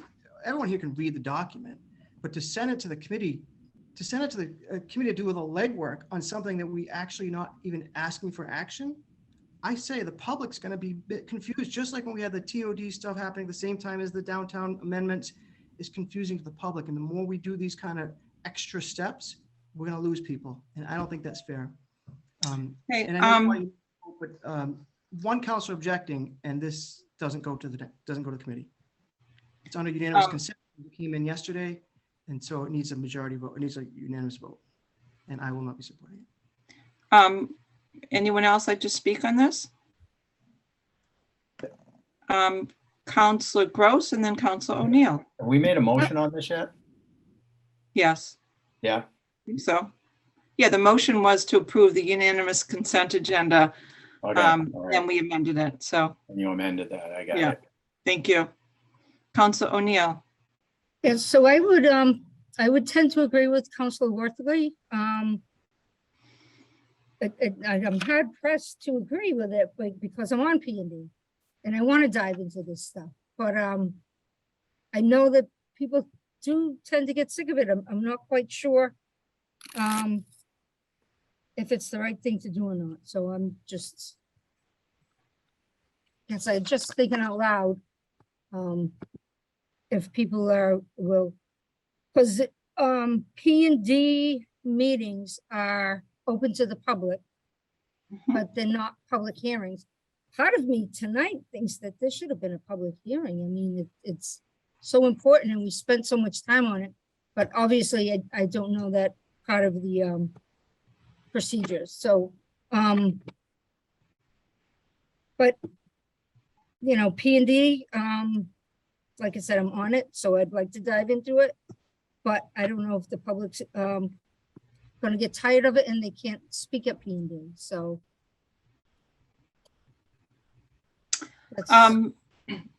any further discussion? Councilor Grow. Well, since it appears to be heading for defeat, I will say that I think it's a pitiable thing that we have councilors on this council who are going to impede the ability of a subcommittee to do its work properly. And vote as you like. We can put this back on another consent agenda in the future if we need to. And 5 of you can vote us down. I think it's a waste of time. I think it's something that doesn't damage the process in the least. And frankly, I think it can work to improve the process, but it's up to you guys. Council Worthley, and then we'll call the question. Go ahead. I don't want to be mischaracterized as pitiable. I think public Choose it. input is critical. And if we have a meeting, we send it to plan and development to work on something that's not before you, then people will come out. And then when it's time to hear input on something that is before you, they're going to feel like, oh, we already did that. And I think we need to focus public input where it's going to have an impact. And to have a full meeting, meeting was just meeting to meet. If the public comes out to that, they'll feel like they were heard, and that won't be a public hearing. So it's also keen yesterday at 12:38. This is 29 pages that we were supposed to review. And now we're going to send it to P&D and ask you to do something that's not clear. So I don't want to charge a committee with work that isn't for you. And not The for committee is asking for the work. 2 members of the committee are asking the council to send work to the committee that they're not going to do, that they can't do because there's nothing before you. So I think it's just a step that confuses the public. So I don't want to be pitiable for looking to support public input where it matters. Okay. Thank you. Madam Clerk, you have your hand raised. Okay, so I just want to clarify something. What Councilor Worthley was saying is that under your council rules of procedure, under Rule 3D, it just says if any member objects, then the said item that's on the unanimous consent calendar shall be considered at the next regular council meeting. So if you don't vote it tonight, if one member objects to vote on this because there wasn't enough time, it just pushes it to the next regular meeting. So I just want to clarify that. Thank you. Okay. Happy to have that happen. That's helpful. Okay, so everyone's clear on the question? Okay, Councilor Nolan. Been a great night. A lot of things are happening. Listening to our fellow colleagues, I did have some questions about actionable information and acts on the committee. Bearing that it is not a public hearing, the public may comment at the will and pleasure of the chair. However, in this complicated situation, there are 2 members of this committee that are asking to look into it as the Planning and Development Committee. And if you guys want this work, then I'm going to support you. Thank you. Thank you, Councilor. And just to clarify what the work is, it basically is a compilation of the consistently asked questions that people are asking with the answers that would be developed and communicated through the full council and then placed on our website. So that's basically what it is. So Councilor Gross, you have your hand raised. So if I understand it, we've had at least 2 objections. So that means it goes to the next meeting. Can we beat this dead horse then? Rather than continue it tonight? Or beat this horse then? Rather than continue it tonight? We're going to get PETA on our backs over this. But I mean, it's already moved on now, correct? Let's move it. Move the Yeah. question. We don't have to. I think we need to do the rule. Was that my internet that was unstable? Yeah, I think according to Joanne, if a member objects, that's it, it's over. We don't need to move the question or anything. It goes to the next agenda. I think we don't have to vote on it. I don't think so.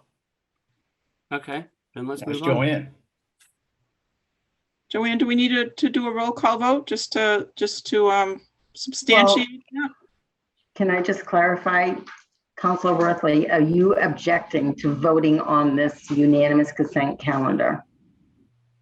I'm objecting to send something to the Planning and Development Committee to have people come to listen to something that's not going to be heard at, or participate in something that's not going to be the hearing that they need to be at. So I don't know, am I objecting to taking the vote? Am I objecting to the vote itself?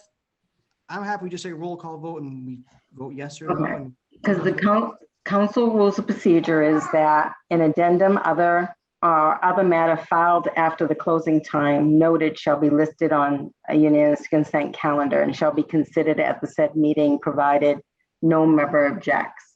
If a member just objects to that, then it just gets pushed to the next meeting. okay, I object. Okay, so there's an objection. So this will be placed on the next agenda for further a consideration. That was fun. Next order of business, Madam Clerk.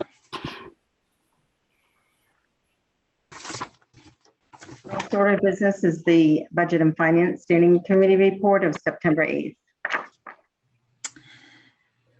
Councilor Memard, would you walk us through the standing committee reports and what's in front of us for vote It would tonight? be my pleasure. Thank you, Madam Chair. I believe I have two fairly straightforward budget and finance matters for your consideration tonight. I'm not sure when I say that if I'm inviting disaster upon us further. And then we do have one public hearing following, but the first matter is a memorandum for our fire chief, 2023 SBT 3 in the amount of $1,194.24. Chief Smith was at our Budget and Finance Committee meeting. This is a fairly straightforward matter. And when he reached out to me this evening, I said I did not anticipate that we would need him present for our consideration of this item. On a motion by myself, seconded by Councilor Worthley, Budget and Finance Committee voted roll call 3 in favor, 0 opposed to recommend that the City Council approve special budgetary transfer 2023 SBT 3 in the amount of $1,194.24 from fire purchase of services account number as noted to police uniform overtime account number as noted. And this is for the purpose of reimbursing the police department for background investigations of new hires in the fire department. And I so move. Second.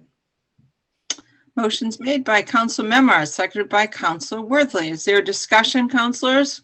It's been done differently sometimes in the past, but this was presented as the cleanest way to do it between the fire department and the police department in terms of the services they were providing. Thank you, Council Memard. Further discussion? Seeing none, roll call vote. Council Nolan, Yes. Council O'Hara, Yes. Council O'Neill, Yes. Council Worthley, Yes. Council Gilman, yes. Council Gross, Yes. Council Grow, Yes. Council Majota, Yes. Council Memard. Yes. The yeses have it. 9 in favor, 0 opposed. Just want to credit both Kenny Coster, our auditor, and John Dunn, our CFO, for sticking with us on this call, as well as Mike Hale, our Department of Public Works Director. So thank you. Next order of business, Council Memard.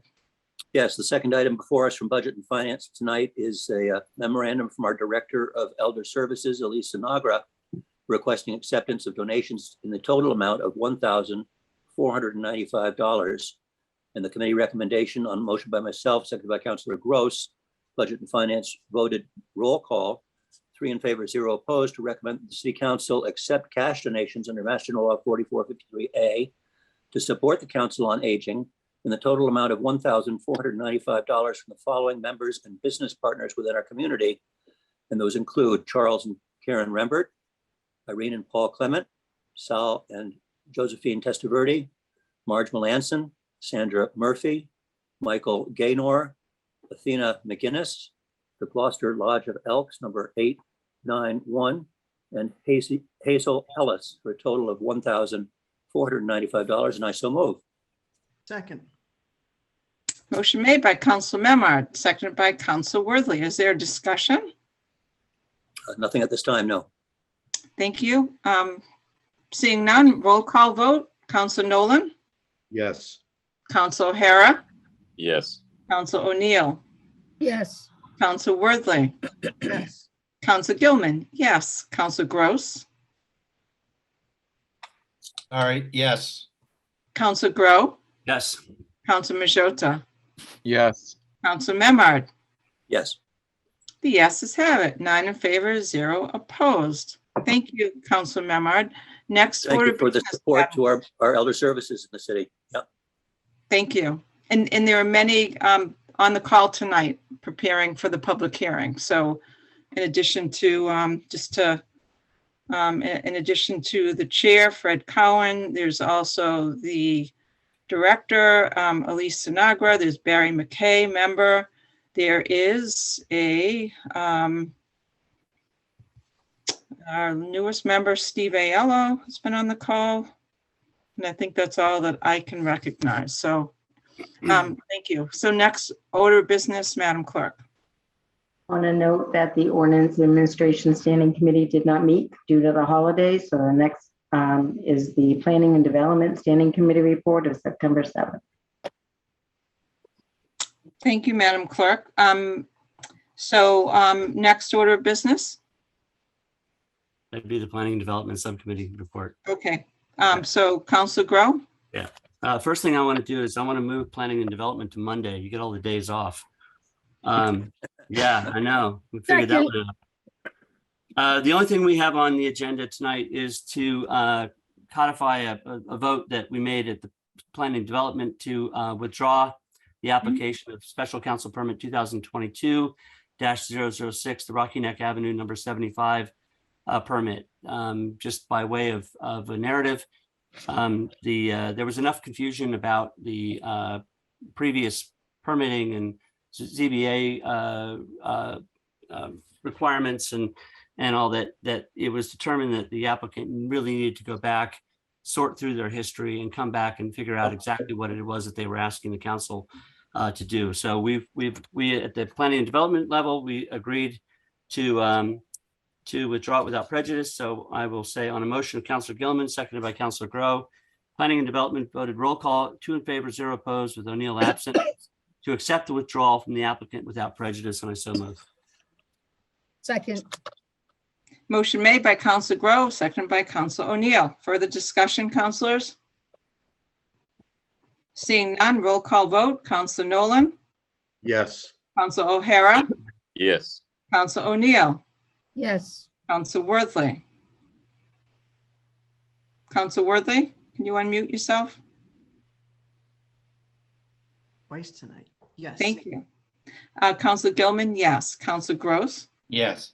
Councilor Grow, Yes. Councilor Majota, Yes. Councilor Memard. Yes. Yeses have it. 9 in favor, 0 opposed. Madam Chair, Yes. can I just quickly make a clarifying statement? That is that this withdrawal doesn't mean that this is over with. It means that the applicant can at a later time reapply for this special council permit. So we don't know if and when it will come back, but they have that option. So people who were concerned about this issue that are watching, just know that that is a possibility moving forward. Thank you.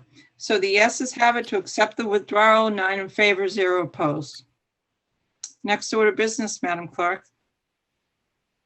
Next order of business, public hearing 2022-022, loan order 2022-004, loan authorization request in the amount of $735,000 for the replacement of the roof at the Rose Baker Senior Center. Thank you. I'd like to open the public hearing, and I'd like to ask our DPW Director, Mike Hale, to speak about the roof. Thanks. Welcome, Mike. Thank you, councilors.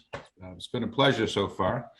The senior center is coming. It's 20 years old, just a little more than 20 years old. The membrane roof is at its useful life expectancy, and we need to replace that roofing system.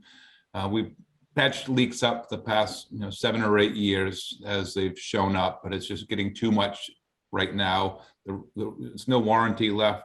The roof is thin in spots, takes a beating with the gulls, and just obviously there's no shade to a roof like that. So this will be another 20-year investment, and it'll keep the senior center warm, mold-free, and a great place as they continue to grow their programs down there. Thank you.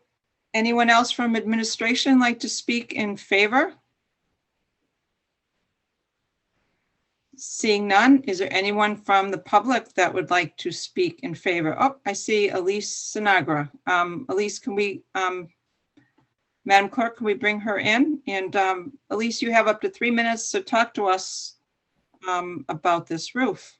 And Joanne, I'll ask you if you can kind of be the timekeeper. That would be great. Welcome, Elise. Hi, Val. Hi, councilors. Hi, Mike. I just much less than 3 minutes. This repair is so important. It's so important to the seniors in the community. What is good for this building is good for the seniors in the community. And I'm just very excited to see this, item being brought forward. Very grateful for the DPW and Mike for the work that he put in to bring this in front of you tonight. So that's all. Just very excited to be discussing this right now. Thank you so much, Elise. Anyone else like to speak in favor?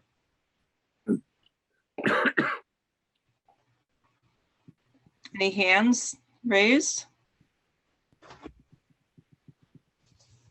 Mike Hale has his hand raised. Okay, President. Mike, back to you. Thank you, Councilor Memard. Just one real quick thing.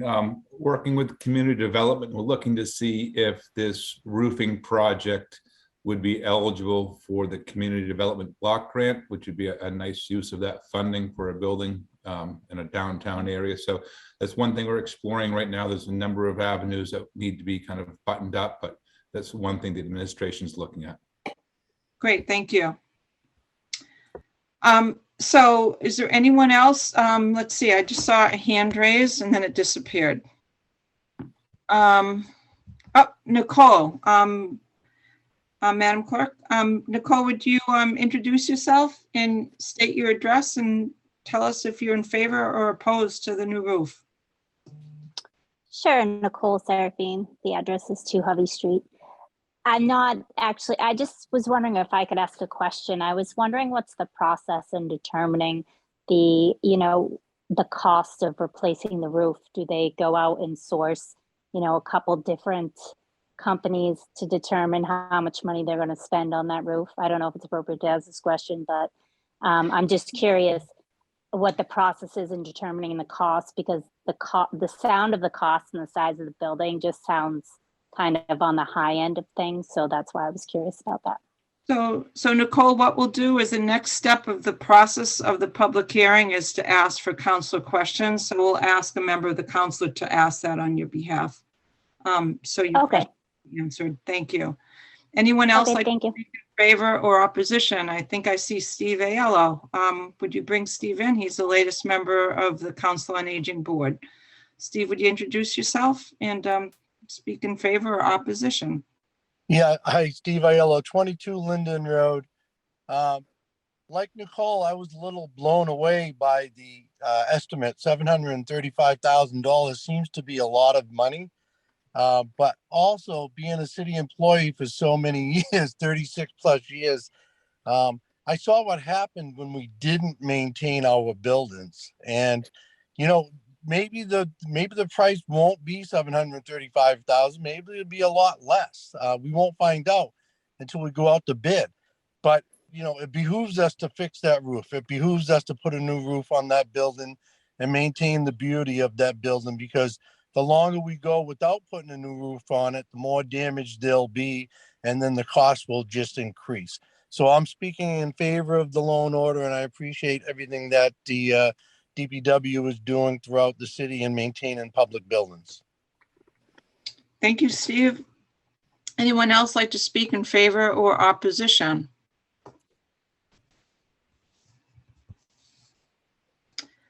Seeing none. Councilors, I'm sorry, Madam Clerk, are there any correspondences or communications to report? There are none. Councilors, this is your opportunity to ask questions. So Councilor Nolan and then Councilor Grow. I'd like to go back to Mike Hale from Nicole's question, just to let the public know how the bidding process works. This comes up ever so often, year by year.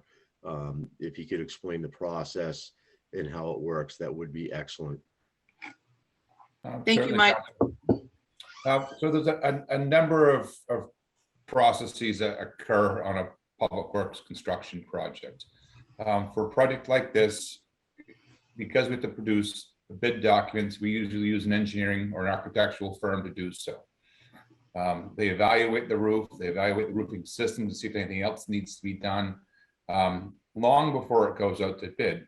And they give us kind of an order of magnitude for what they think the cost of the project would be based on recent projects that were bid. They may not have been bid in Gloucester, but they've bid regionally.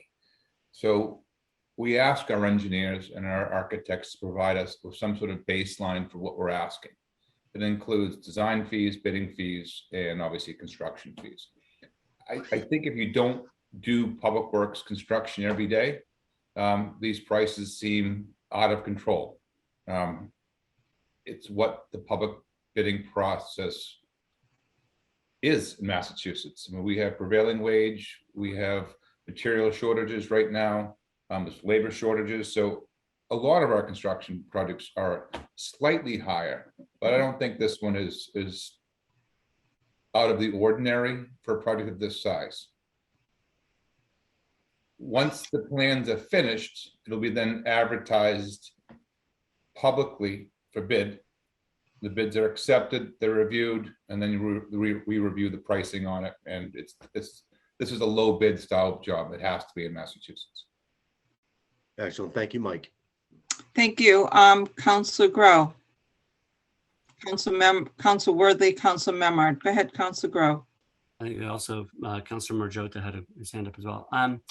Mike, is there an opportunity at this point to look at installing solar panels or anything that would help touch on our footprint a little bit? Is that a possibility with that big flat roof?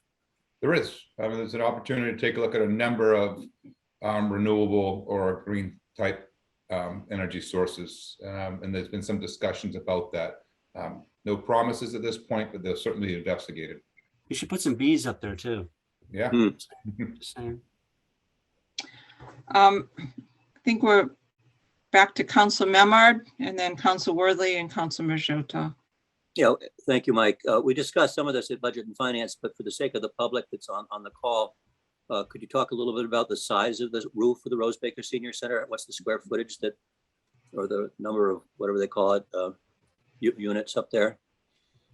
I don't have the square footage in front of me, Councilor. These remote meetings going to leave me kind of a little bit out without my paperwork sometimes. It's not a big building, and again, I think for me, where you're driving, it's not a very big building. But the cost of this type of work is, you have to have a lift. There's a lot that goes into a rubber roof project like this.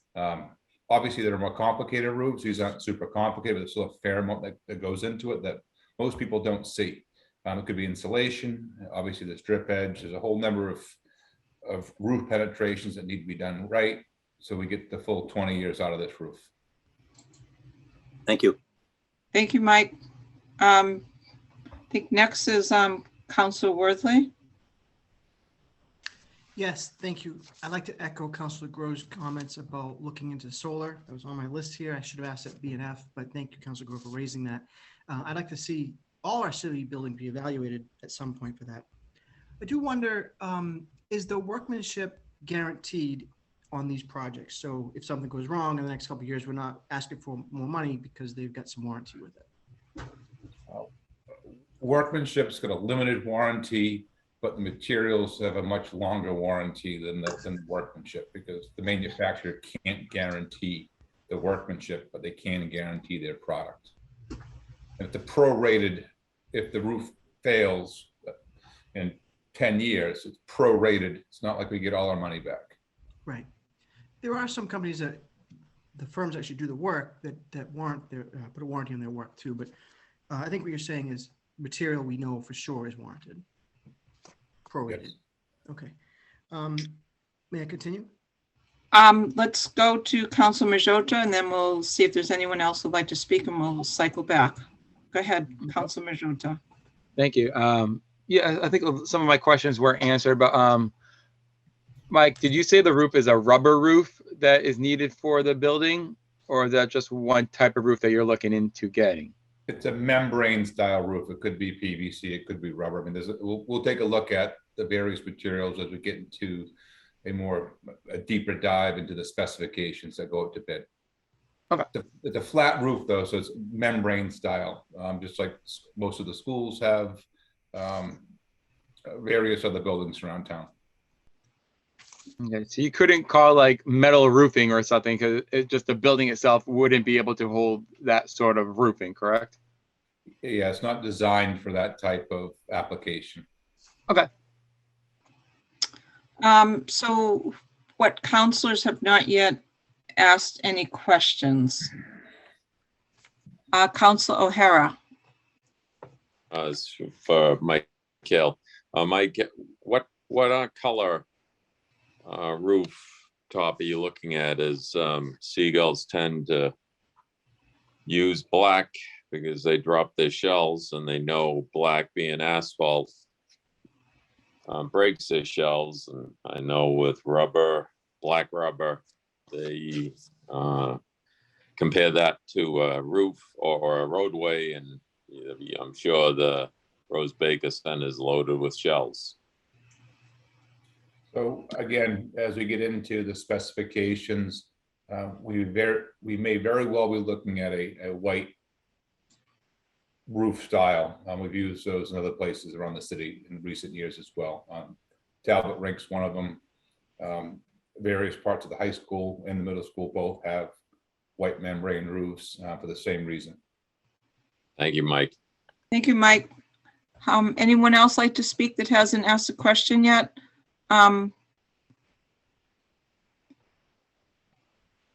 Seeing none, I'll go back to Council Worthley.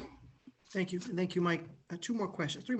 You mentioned that there's an architectural firm that is already on sort of retainer or something. They will bid this out for us. Is that true? So we have two on-call architectural firms that we use for various projects in the city. They could be very small, they could be bigger. Excuse me? Can you tell us who those firms are? Dorn Whittier and GNAP.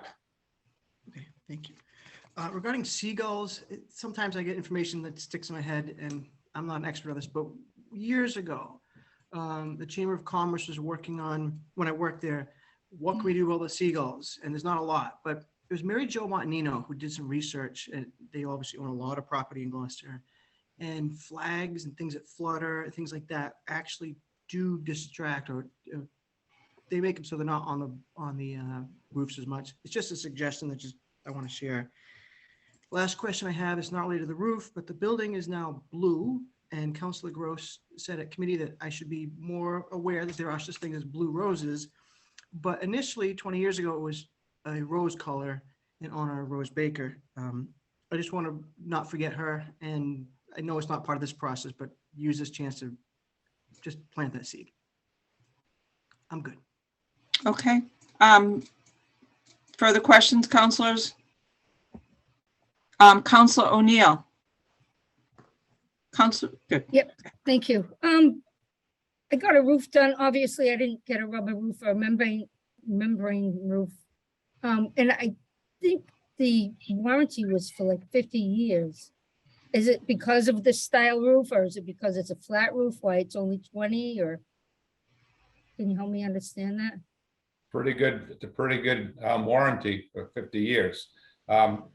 You're not going to see that on a membrane style roof. You're rolling out, pieces of the roof. They're adhered together. Rubber roofs take a beating. Membrane roofs take a beating.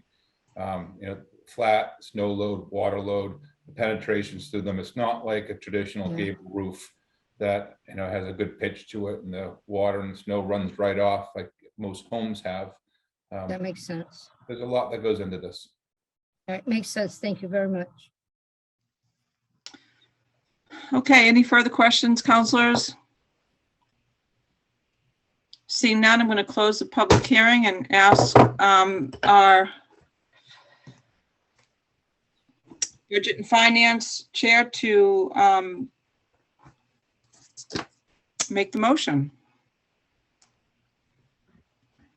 Council Memard, you are muted. Thank you, Council President. On a motion by myself, seconded by Councilor Worthley, Budget and Finance Committee voted by roll call, 3 in favor, 0 opposed, to recommend the City Council approve the loan order as follows. Ordered that the City of Gloucester appropriate $735,000 to pay costs related to the replacement of the roof at the Rose Baker Senior Center and other repairs as identified, including costs incidental or related thereto. To meet this appropriation, the treasurer, with the approval of the mayor, is authorized to borrow said amount under and pursuant to Mass General Law, Chapter 44, Section 7, or pursuant to any other enabling authority. The mayor and any other appropriate official of the city are authorized to apply for, accept, and expend any grants or gifts that may be available to the city to pay costs of the projects. Any premium received by the city upon the sale of any bonds or notes approved by this vote, less any such premium applied to the payment of costs of issuance for such bonds or notes, may be applied to the payment of costs approved by this vote in accordance with Chapter 44, Section 20 of the general laws, thereby reducing the amount authorized to be borrowed to pay such costs by a like amount. Further ordered that the treasurer is authorized to file an application with the Municipal Finance Oversight Board to qualify under Chapter 44A of the general laws, any or all of the bonds authorized by this order, and to provide such information and to execute such documents as the Municipal Finance Oversight Board may require for these purposes. And I so move. Second. Motion made by Council Memard, seconded by Council Worthley. Is there a discussion, councilors?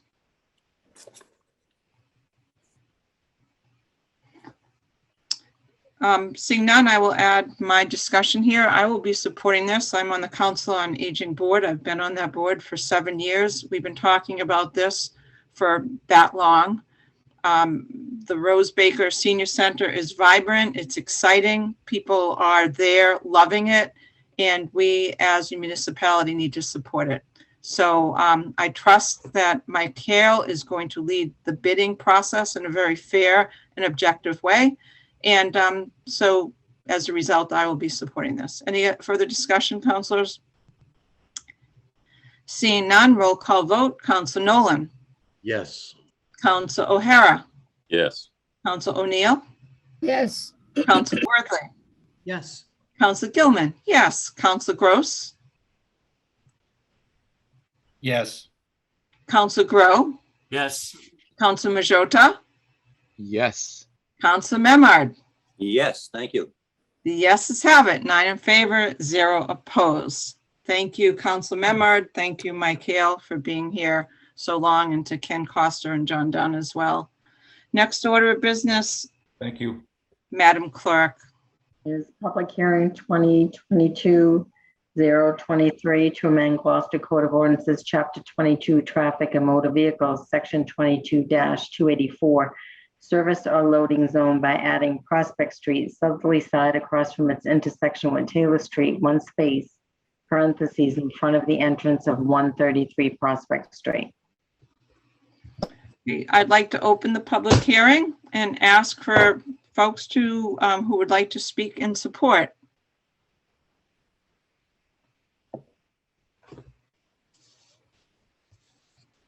Seeing none, are there any folks on the call that would like to speak in opposition for this public hearing?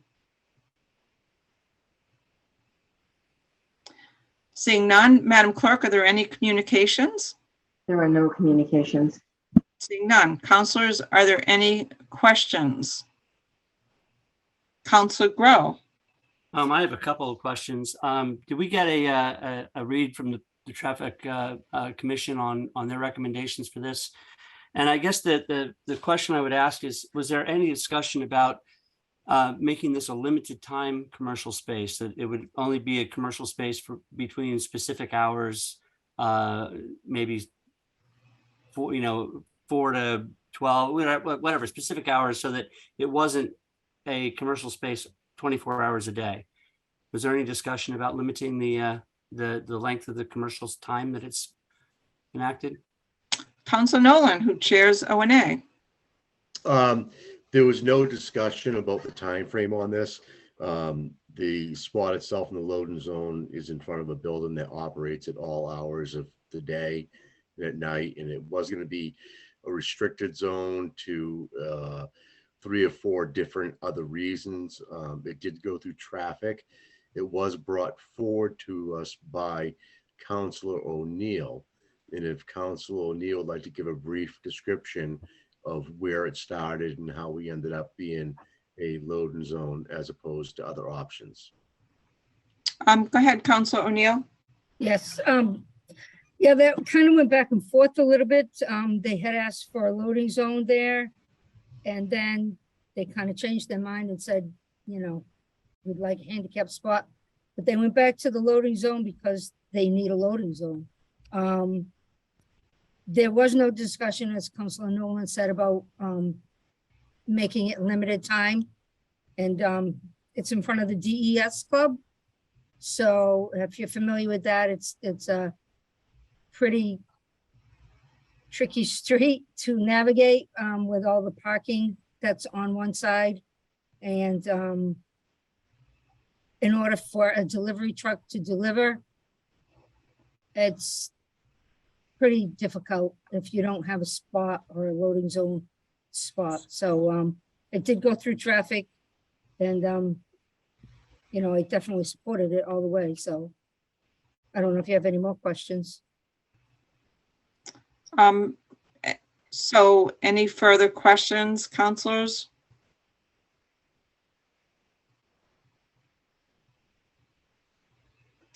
Seeing none, if I believe, if I followed this correctly, we can close the public hearing. Public hearing is closed, and I'll ask for the committee report by Councilor Nolan. On a motion by Councilor Harris, seconded by Councilor Majota, the Ordinance Administration Committee voted by roll call, 3 in favor, 0 opposed, to recommend that the City Council amend GCO Chapter 22, Traffic and Motor Vehicles, Section 22-284, Service or Loading Zone, by adding Prospect Street on the southerly side across from its intersection with Taylor Street, 1 space in front of the entrance of 133 Prospect Street, and I so move. Second. Motion made by Councilor Nolan, seconded by Councilor O'Hara. Is there a discussion, councilors? Councilor Grow. Yeah, I'm always inclined to err on the side of the ward council on these issues, but I do want to point out that we're once again eliminating more parking in our most congested zone for parking. And, you know, I understand the inconvenience of having trucks pulling up. I don't think most delivery trucks, frankly, can fit in 1 space. So they're still going to block the traffic along Prospect Street. But I do think we need to be really careful about how many more spaces we continue to eliminate.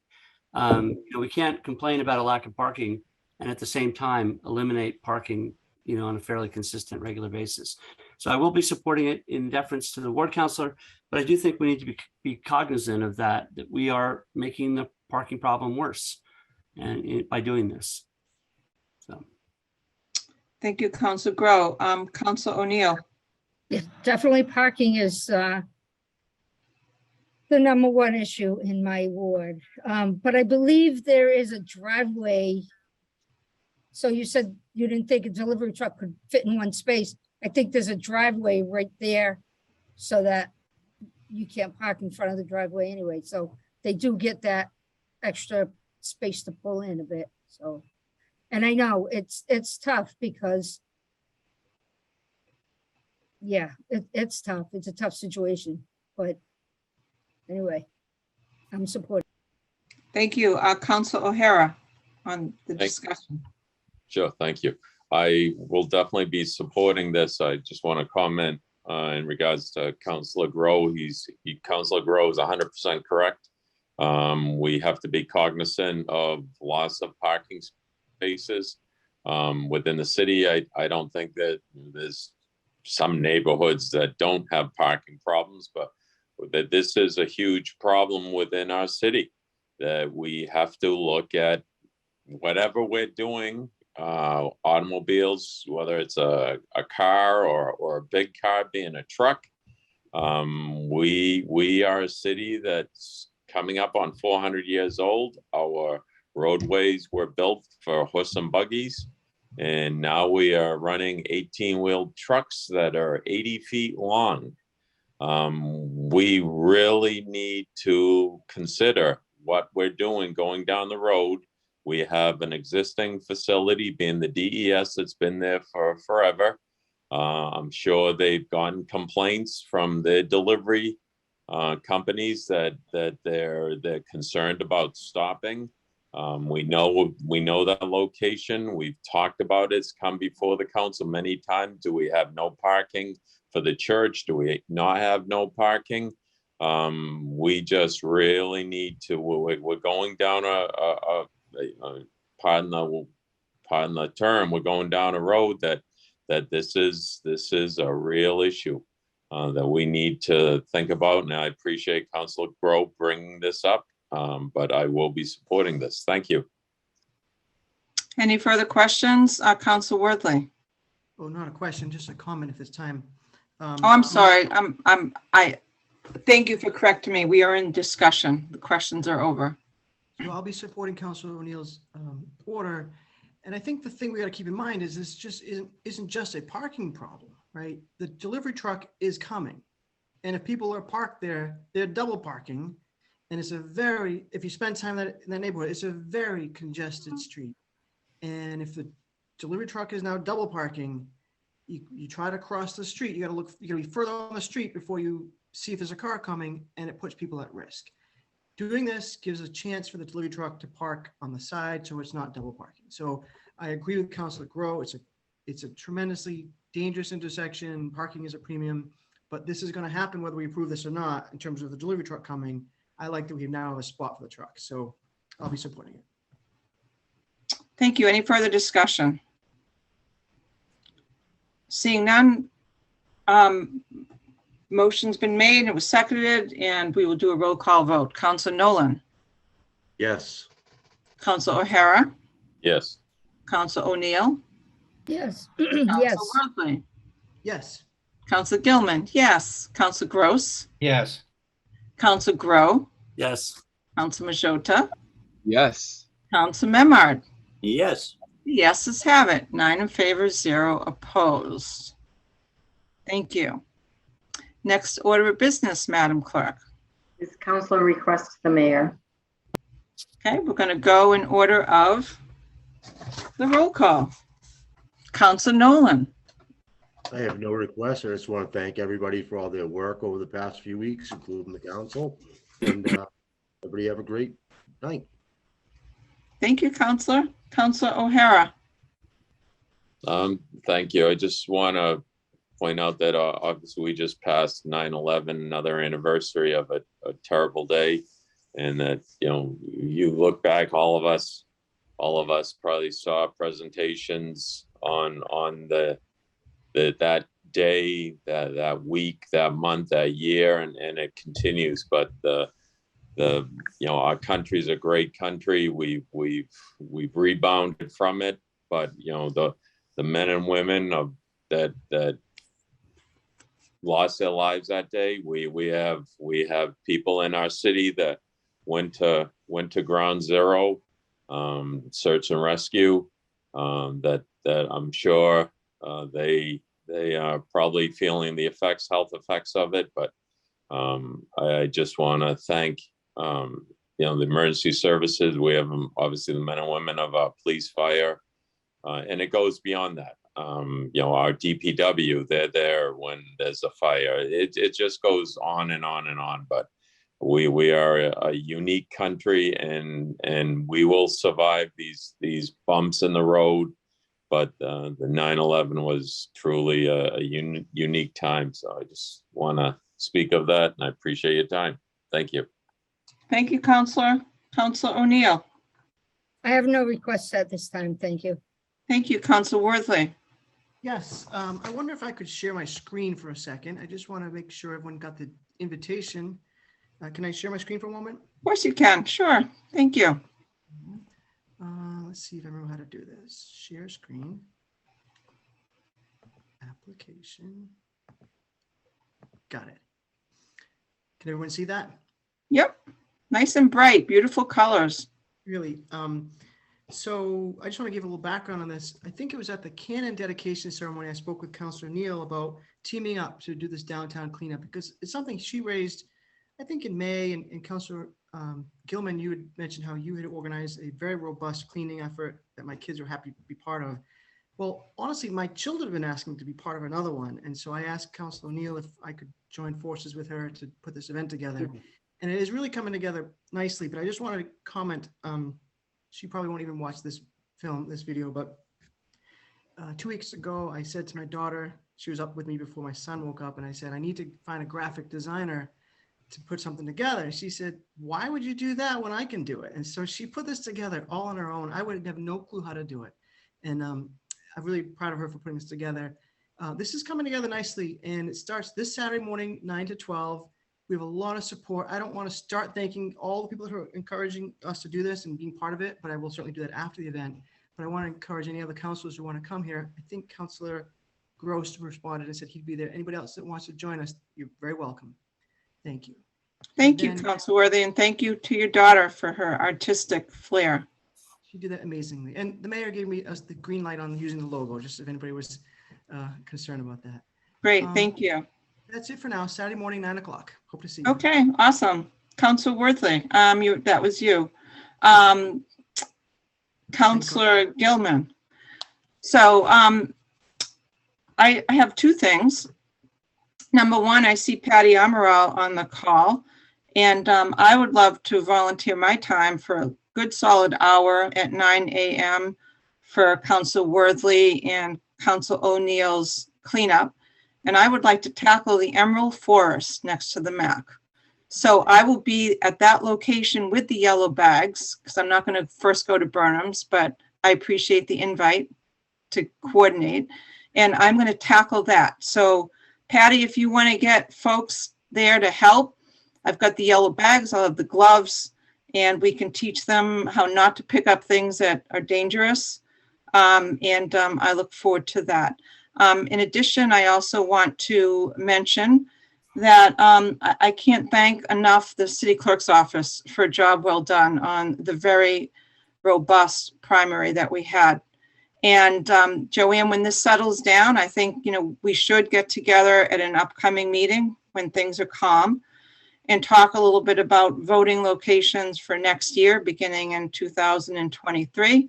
And we'd like to hear a debrief from you and the folks that worked the election to find out what went well and areas for improvement. But I think overall, the city clerk's office, may I just commend Joanne, Grace Poirier, our assistant city clerk, Sherry Carvelis, the clerk of Sherry White, the clerk of committees, Marie, Danielle, and Karen for just an amazing job. So from the bottom of our hearts, Joanne, if you would convey that thank you to them, because this was a real tough road and you guys handled it with flair and professionalism, and I just can't thank you enough. So thank you. Thank you. I will convey that to my staff. Councilor Gross, you are next.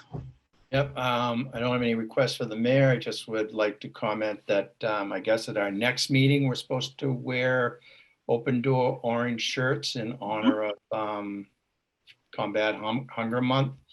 If anybody needs them delivered to City Hall, there are multiple times during the week. If you send me an email and a size, I'm sure Jason can also.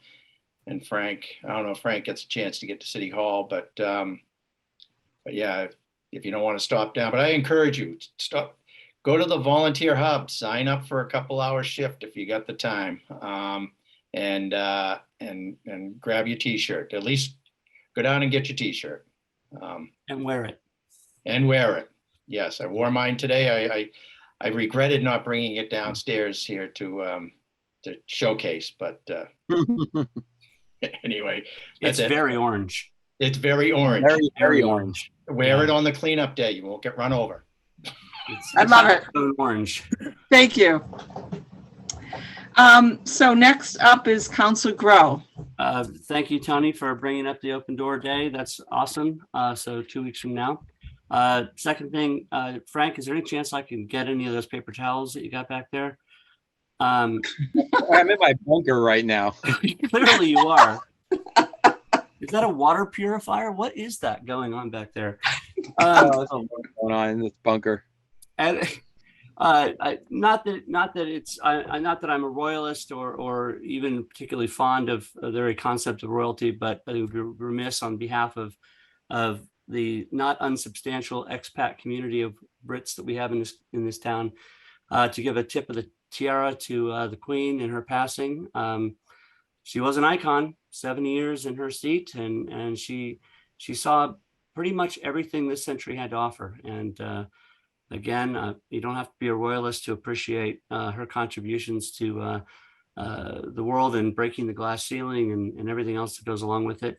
You'll be missed, and certainly in light of your replacement. So good innings, ma'am. Thank you, Councillor. Councillor Majota. No request to the mayor. If anyone does need help getting the t-shirts from the open door, I'd be more than happy to help out. And I'll do my very best to be able to deliver them to City Hall.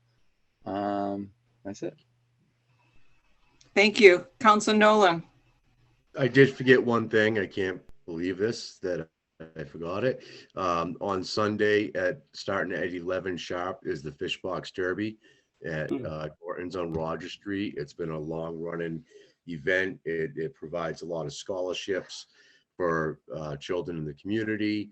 It's a great family fun day. The taco truck will be there. If anybody wants to come down and get a taco, you don't have to go to Ward 4 to find one on Sunday.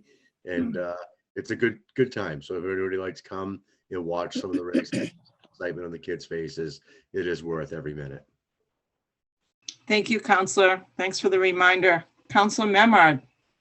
2 quick items for the mayor. I've had a call from some constituents on Hart Street, which was blessed with a repaving job 2 years ago.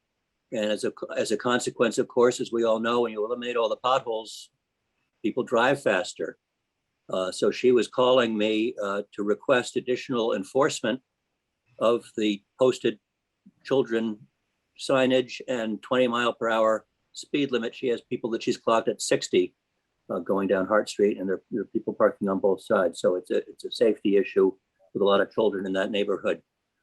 Secondly, I've already made a date with the mayor, but I just wanted to mention for my constituents that I'll be following up with the mayor's office regarding the Haskell Court betterment petition and their concerns about their private water service, which is choked up and problematic at this point. And then thirdly, I'd just like to join Jason in saying God save the Queen. My mom was a young lady, and she went with her parents to England in 1953 and enjoyed being at the coronation. And she's sort of thrilled that she's outlived the Queen. So that's good. Awesome. Councillor O'Neill. Yes, I just want to clarify that Councilor Worthley did most of the work on the cleanup. I can't take the credit. As a matter of fact, I'm going to be late because I'm working, but I will be there. But he deserves a lot of credit. I did not. He did all the phone calls and all the running around, and I'm just reaping the benefits. So thank you very much, Jeff. And I'll see you late. I don't know, somewhere around 10:30. I'll be grateful whatever time. All right, Teamwork. thank you. Yeah. Great, thank you. So councilors, before we adjourn, just a comment that tonight's meeting was a little bit more of a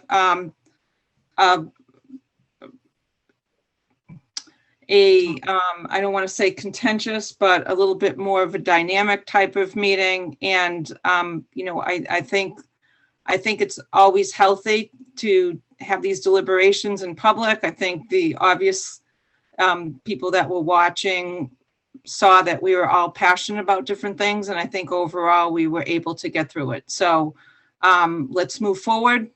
We're a strong council and we want to do what's right. So without further ado, does anyone like to make a motion to adjourn?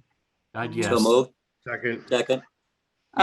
So I think I heard Council Nolan say he made the motion and it was seconded by Council Memard, if I was listening correctly. Is that okay? Okay. Council Nolan, Yes. Council O'Hara, Yes. Council O'Neill, Yes. Council Worthley, Yes. Council Gilman, yes. Council Gross, Yes. Council Grow, Yep. Council Majota, Yes. Council Memard. Yep. The yeses have it. 9 in favor, 0 opposed. Thank you, Joanne. Thank you all. Good night. Joanne. Good night.